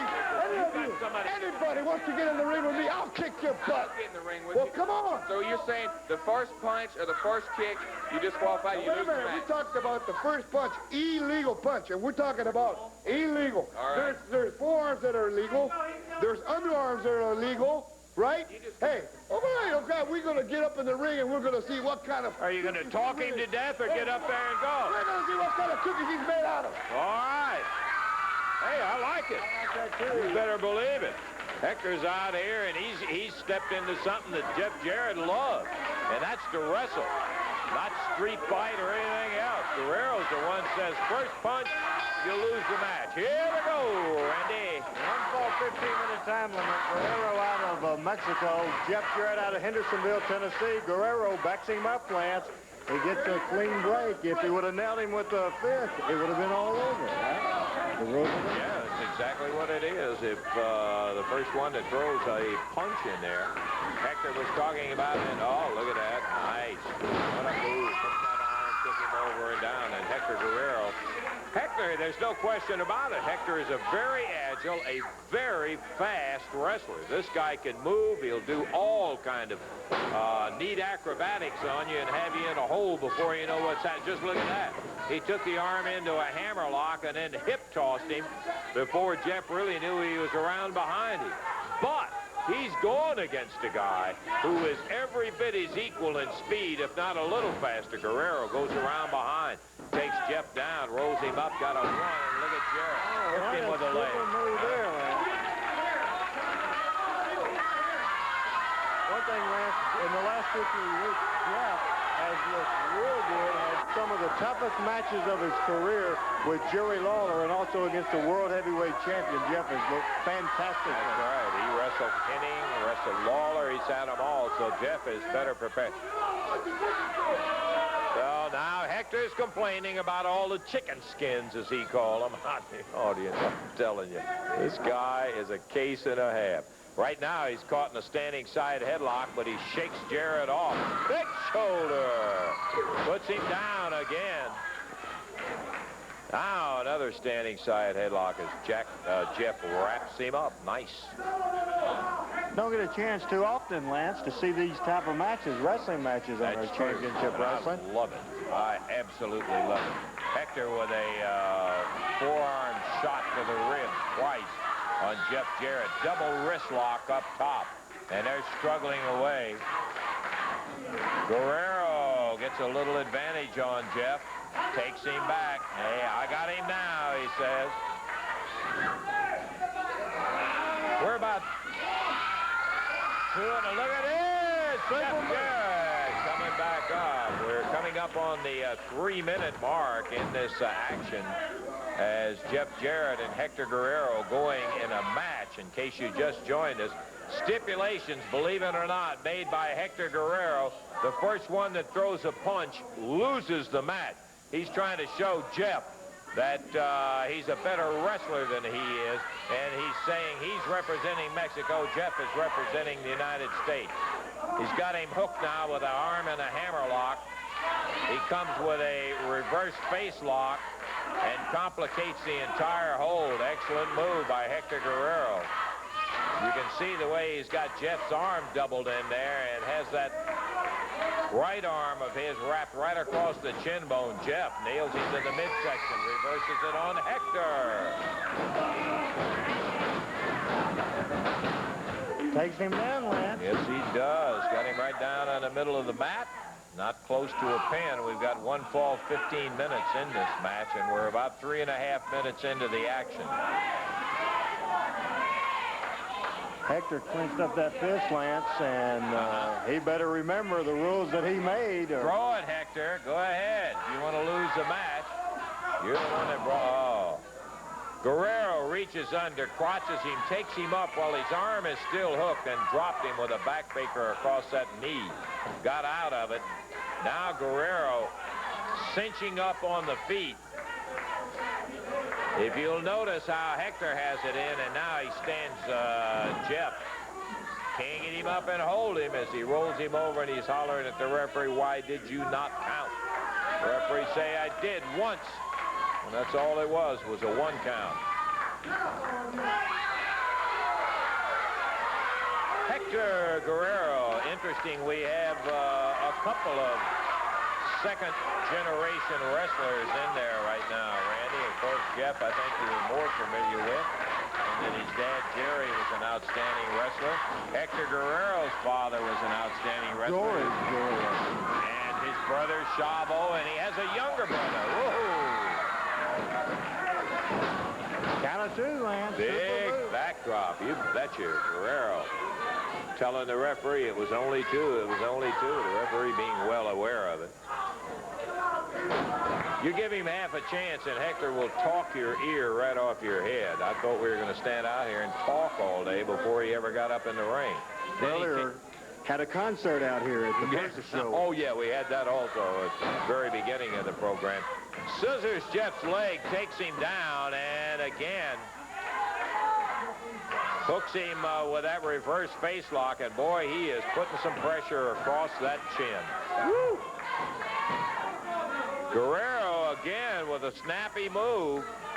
Little surprised that he came up with the stipulations about the first one to throw the punch, because he's been known to throw a few. No question, Jeff has thrown a few himself. Boy, gets him in that bow and arrow. Uh-oh. Thought he might have a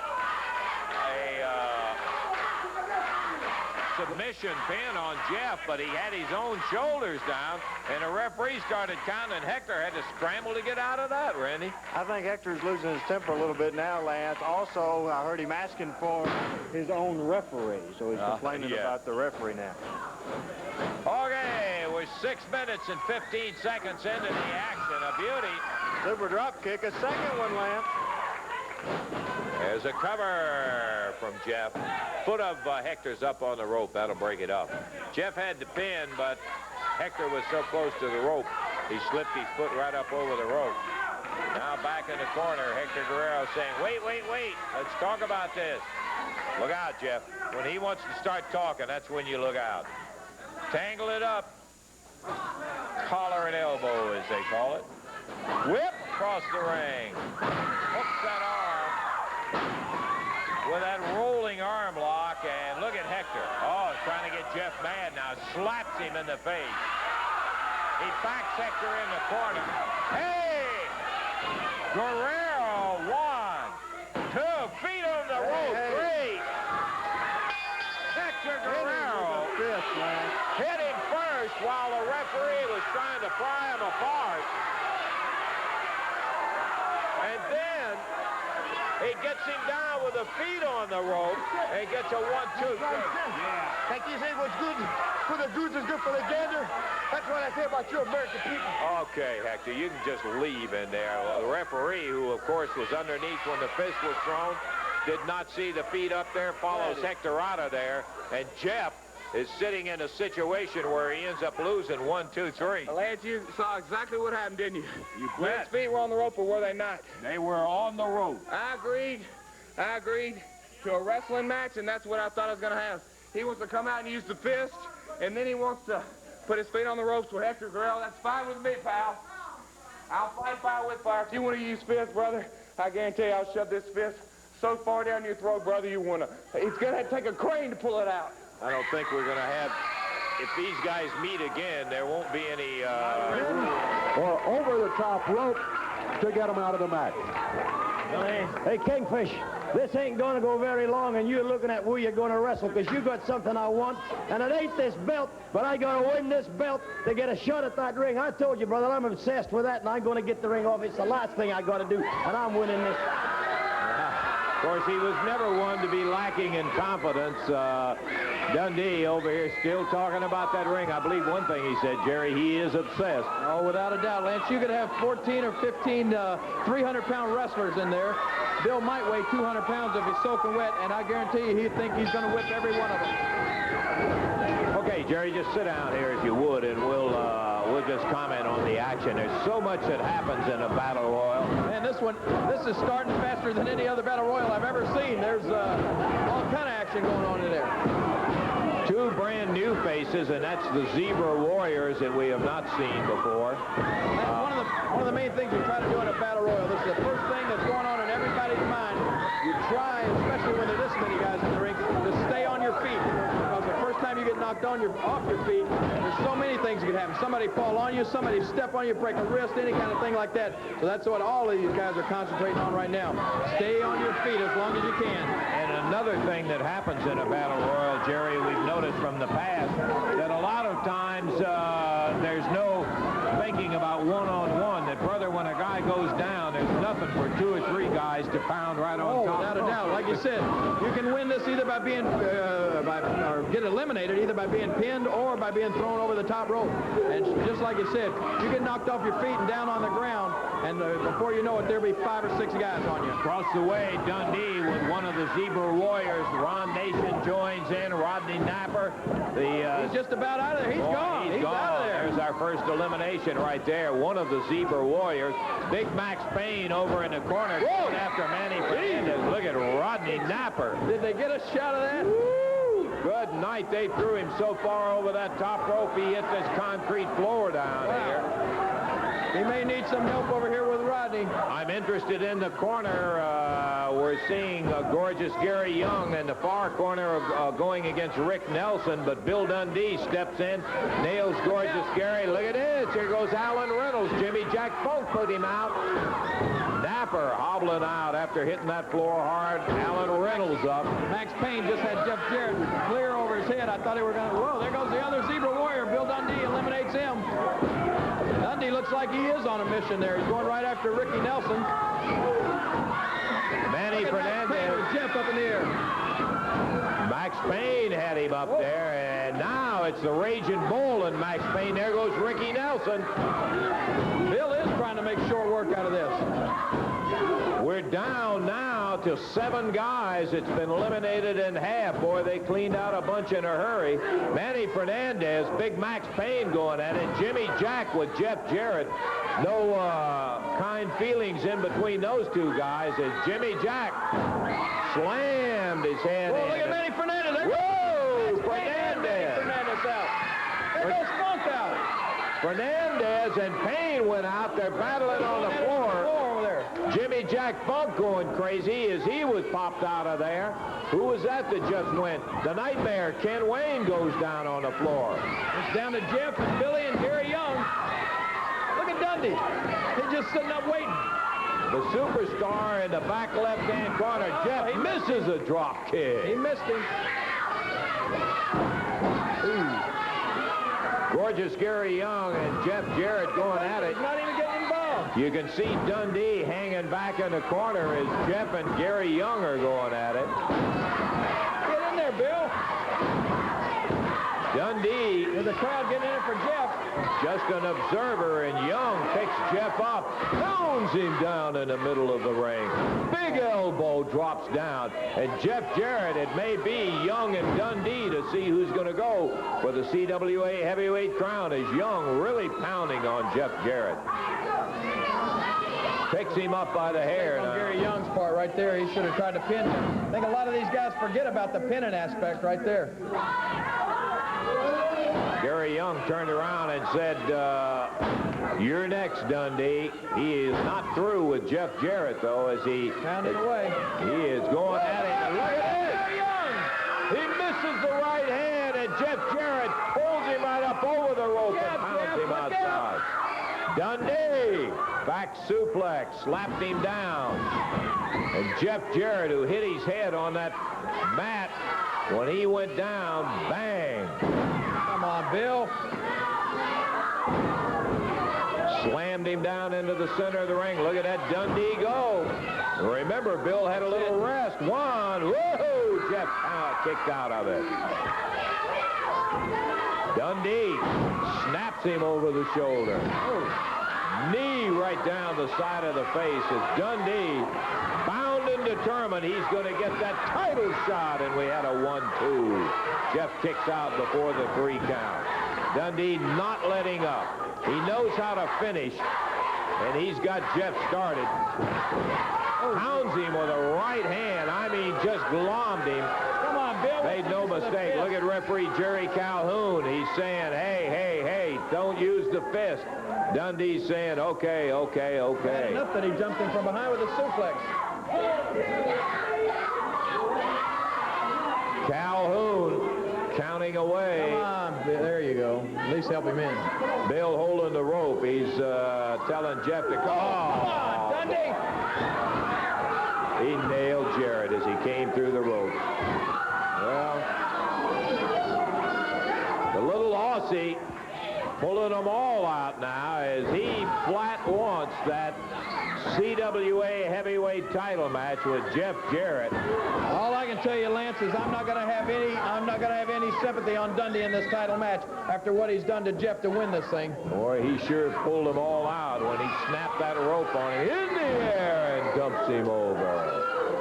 Jeff Jarrett, who had a rugged go with Gary Young first, and now Dundee just kicking a stew out. Count of 1, count of 2, and he didn't make it. Dundee thought he had him.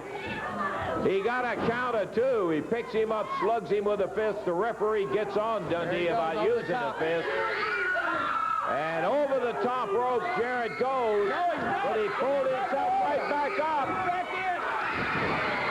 Dundee drop kick from behind as Jarrett hits it over the top rope, and Billy is out on the floor.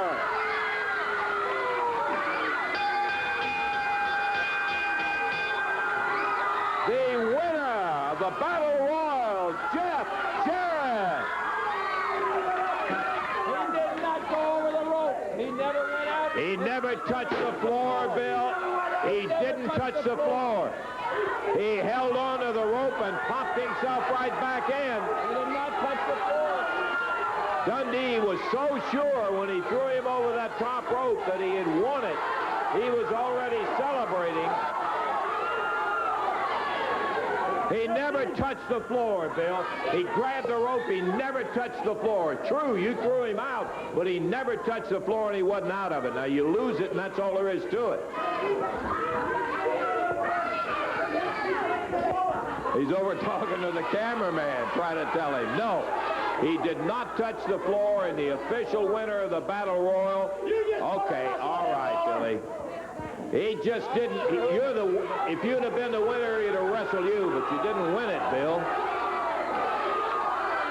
Well, nobody said that Bill was even-tempered.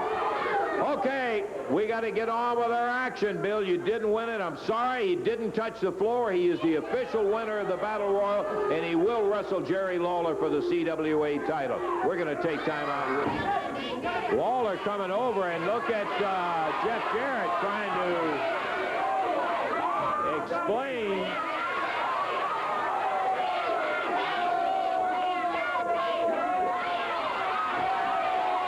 He's talking to referee Jerry Calhoun. Lawler saying, hey, I don't know what you're talking about. I didn't hit you. And the referee checking to Lawler, did you hit him?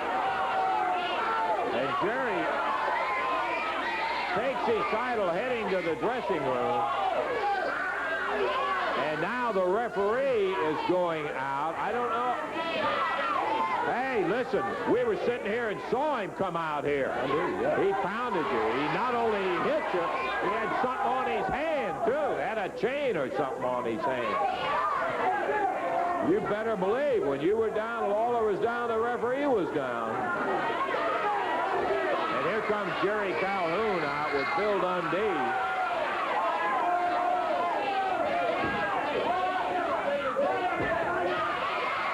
Dundee now brought out by the referee. He's still got the chain. Is he still? Yeah, see it under his shirt there. Oh, yeah. Now, yeah, it's around his hand now. Look out. And Dundee pounds Jeff Jarrett with a chain. Hey, come on, Billy. Now, that kind of attitude is not necessary. Yeah, but what kind of a fair fight is that when you come in there and nail him with a chain? Hey, come on, Jarrett. Dundee picks the chair up and goes over and nails Jeff Jarrett. He's got Jeff's head split open. Hey, come on, Bill. Yeah, but what kind of a fight me, Russell? Hey, we'll see. I got him.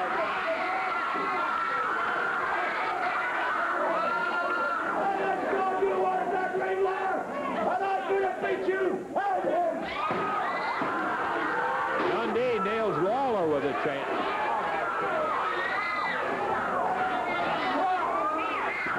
Dundee slamming Jeff down right here on the ball. Bill!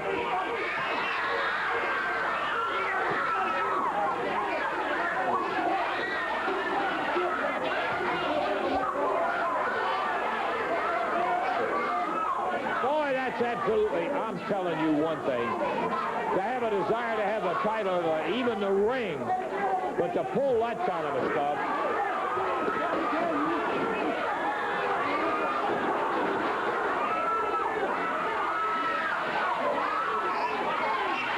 They're trying to get Dundee back. Come on, Billy.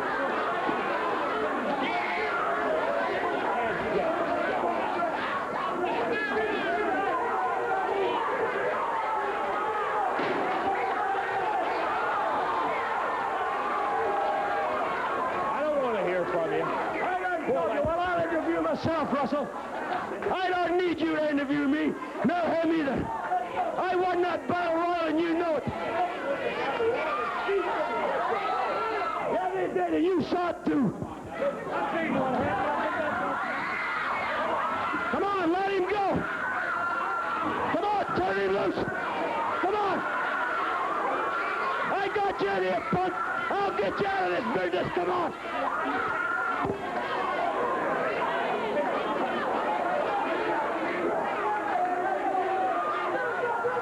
Turn him loose, Lawler. Come on. Come on, Jarrett. you. Come on, big boy. We see somebody got a little guts around here. Come on. I don't want to hear from you either. Jeff Jarrett said he was not going to be your partner. He wants a match with you. Now, if you've got any guts, you sign the match, and I'll put it on the card. Well, you just go back and you tell that boy he got it, because I don't want no boy for a partner. I want a man like me. You want a heck of a wrestler. Add that match to the card. Oh, well, that'll usually judge one day. Yeah, well, listen, I'll tell you one thing. You didn't win the Battle Royal. You I did. I threw him over the top. You threw him over the top and he hit the Take front. it ring Then off you pick up Lawrence, a too. chair and start swinging at him with a chair. Dundee. Add that match to the card. It'll be Jeff Jarrett versus Bill Dundee. Just some of them stupid little girls that still wear training bras think he's a man. He ain't. I'll show you how much of a man he is. You're a man. You hit him with a chain, you hit him with a chair, hit him with everything else.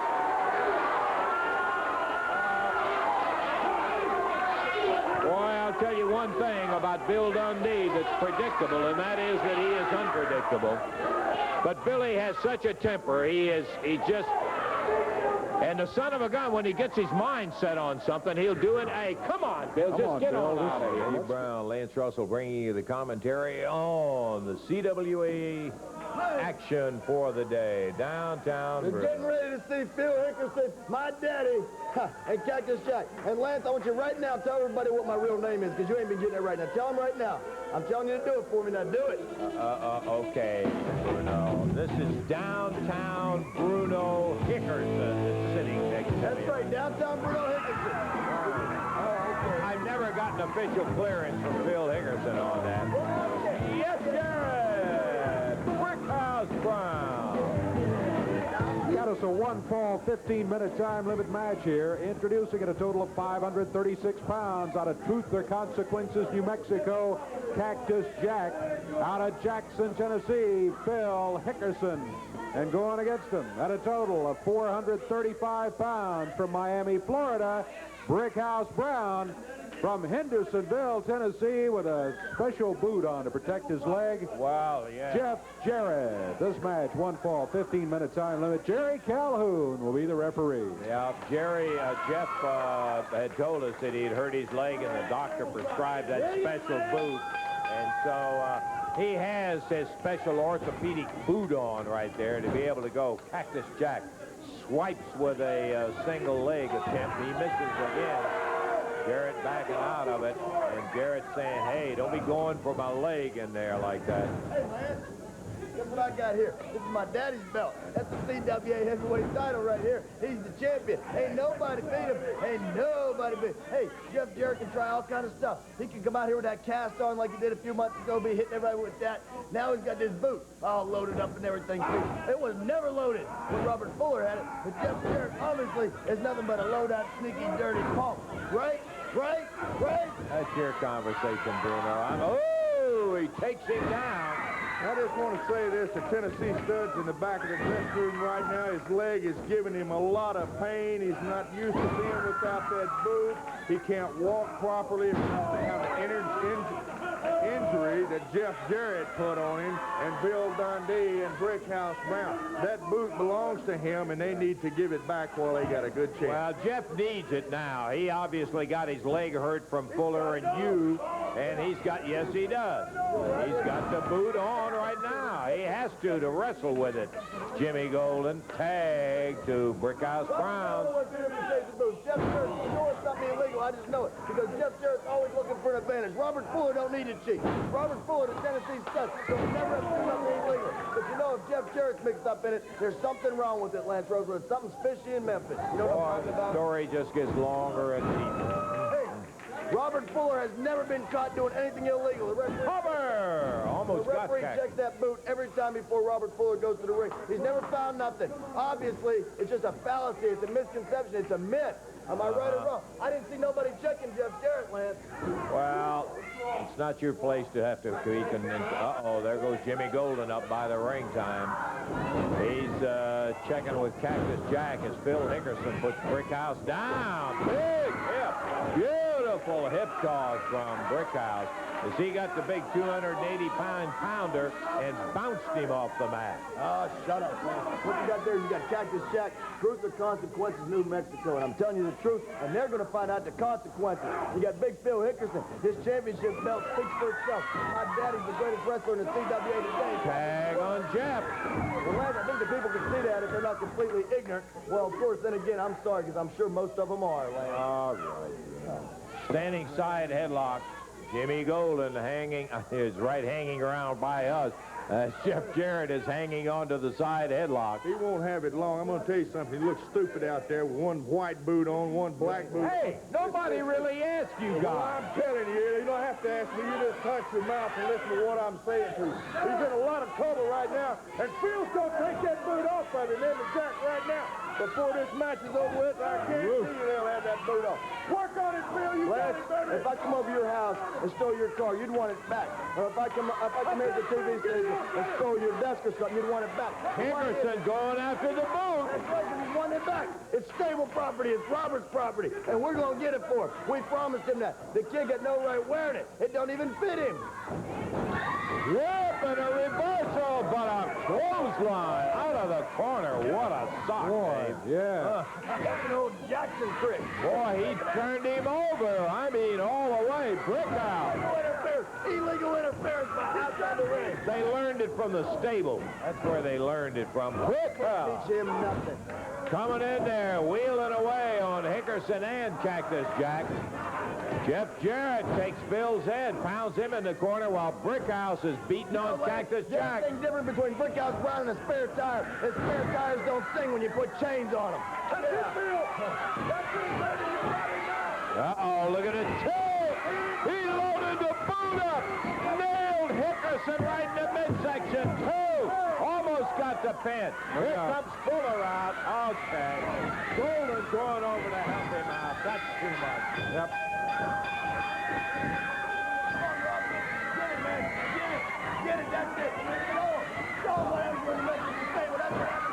Hickerson and Cactus Jack holding Brickhouse Brown against the rope while Robert Fuller is taking that boot off, Dave, and going after it. If Robert Fuller wouldn't do anything, the police ain't done nothing. Somebody's got to do something so stable. They've got to take the law into its own hands. Just like back in the old days, baby. Look at Brickhouse. Double clothesline. Puts Hickerson and Foley down. Nails Robert and Jimmy Golden while they were trying to pull the boot off. Jeff loading it up. Here comes the RPM. Shot right to the midsection on Tommy Lane. Shot on Mike Davis. Look at Jeff go with that boot, and he's got it firmly loaded. Oh, whoa! Jeff and Brickhouse have just run 5 of them out of the ring. Well, Jeff and Brickhouse and the boot, I guess we'd have to say. 5 of the stud stable run out of the ring by Jeff and Brickhouse, and look at Fuller. He's still steaming. Golden saying, hey, forget about it for right now. Fuller is incensed as he's being pulled back by Jimmy Golden, and Brickhouse unloaded when he hit him with that double clothesline and got over there to Fuller and Golden. We're going to take time out. Be back with more. CWA title in his hand. He tosses it to referee Jerry Calhoun, and the belt is at stake.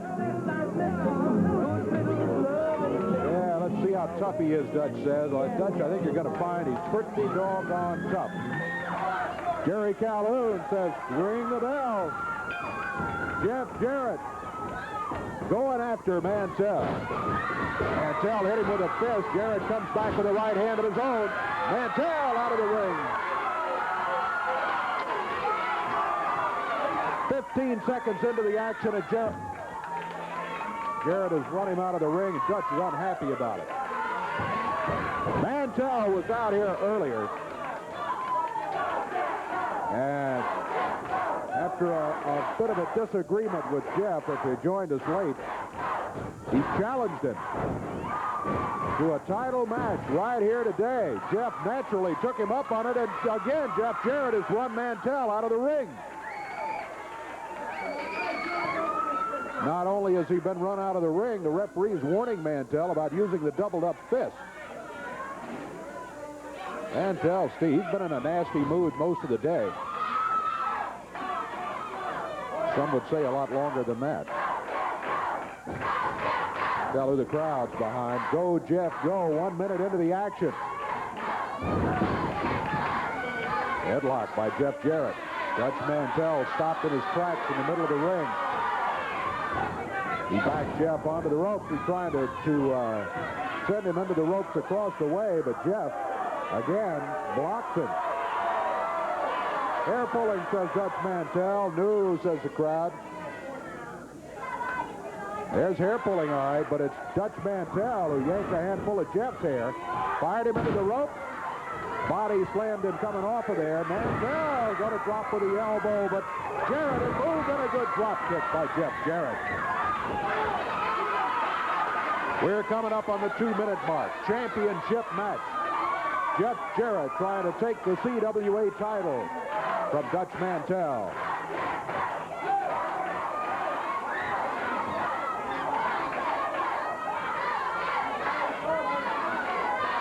Mantell got that right fist doubled up as he comes out of the corner.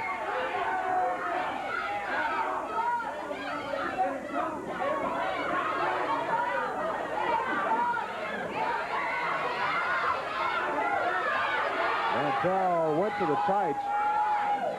Referee checked his hand up in there. I think the crowd suspected a chain or something. Dutch backs Jeff into the ropes. Referee wants him out of the corner. Big forearm by Mantell and another one across the chest. He grabs Jeff by the left arm and whips him into the ropes across the way. Jeff takes him down, then drop kicks him to put him back on the mat. And once again, Dutch Mantell leaves the ring. He's down on the floor. Referee has counted 5, a 10 count, and it's over. But at the count of 7, just before 8, Mantell is in the ring, extends a hand. How about a handshake? Don't do it, Jeff.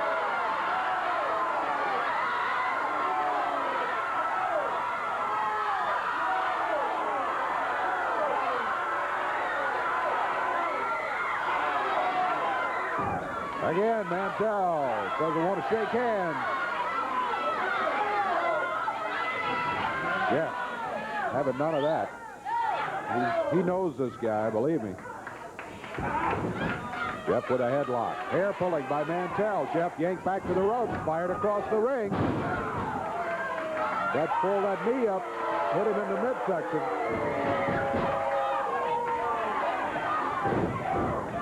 Dutch slaps Jeff. Kicks him in the side of the face with that right foot. 4 minutes gone in the match. Dutch Mantell has put his ill-gotten CWA title on the line here against Jeff Jarrett.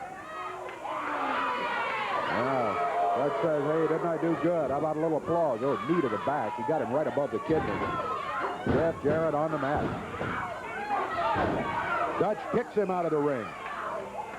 Referee moves him back. There's Jeff on the floor. Been a rough couple of minutes here for Jeff after being totally in control in the early part of the match. There's Mantell out of the ring, down on the floor, grabs Jeff by the hair. Oh, runs his head into the ring post. We're very close to 5 minutes in the match. Dutch Mantell grabbing Jeff. Slams him into the chair, folding metal chair over here in the corner. Jerry Calhoun trying to get him back in the ring. Now finally, Dutch rolls back up into the ring. There's Jeff still on the floor.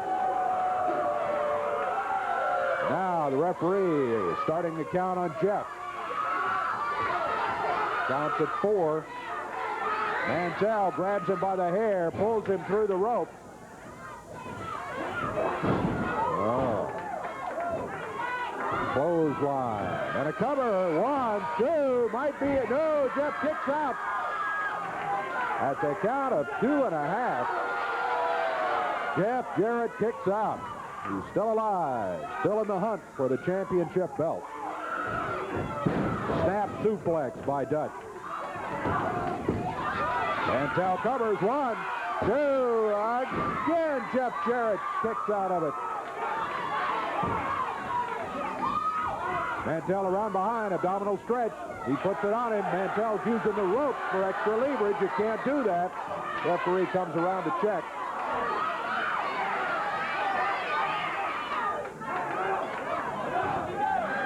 Again, Mantell uses the rope.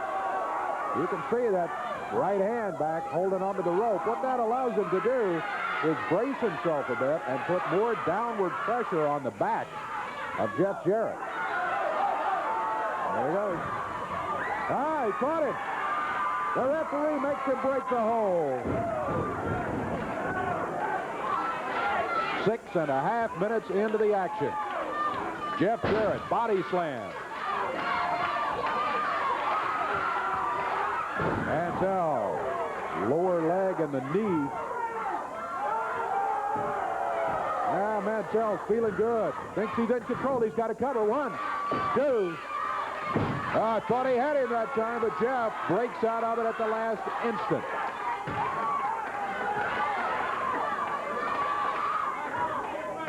Mantell's got Jeff's arm wrapped around that rope. Out of the corner. Jeff fired into the turnbuckle.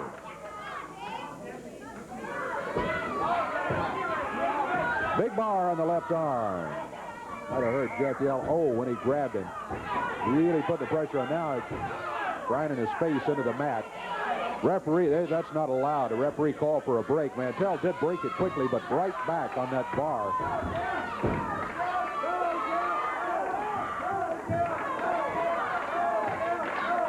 Jeff Jarrett being held down by Dutch Mantell.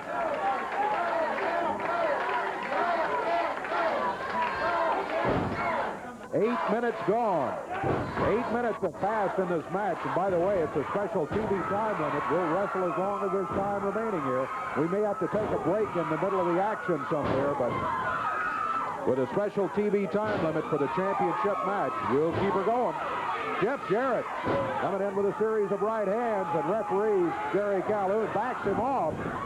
Mantell comes at him with a clothesline, and the referee's involved in it too as Jerry Calhoun goes down to the mat. Jeff hooks him. He's got him down, but the referee can't count. Referee didn't see it. Jerry Calhoun still down. Oh, now look out.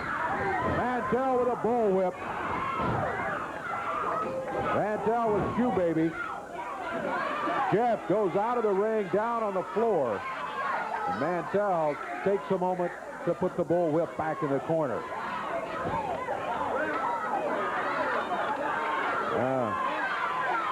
Mantell, there's Jeff Jarrett still down on the floor, holding his knee. Referee comes around and starts the count. He's at 3 on Jeff Jarrett. Jarrett's got a 10 count to get back in there. Down to 6. 7, and Dutch Mantell grabs him by the hair out on the apron. Jeff hammers him with a fist, flips into the ring. Hey, the referee kicks the hands off the rope. 1, 2. No, he can't hold him. He got a 2 count. Couldn't make it stick for the 3. Mantell back over, looking for the bullwhip. Jerry Calhoun, the referee, says, take that thing back out and put it on the rope. Here comes Jeff with a chair. Look out, Jeff. Jeff nails Mantell. Well, I can understand why he did it. But that chair just cost Jeff, perhaps, the CWA title, as he has just been disqualified by referee, Jerry.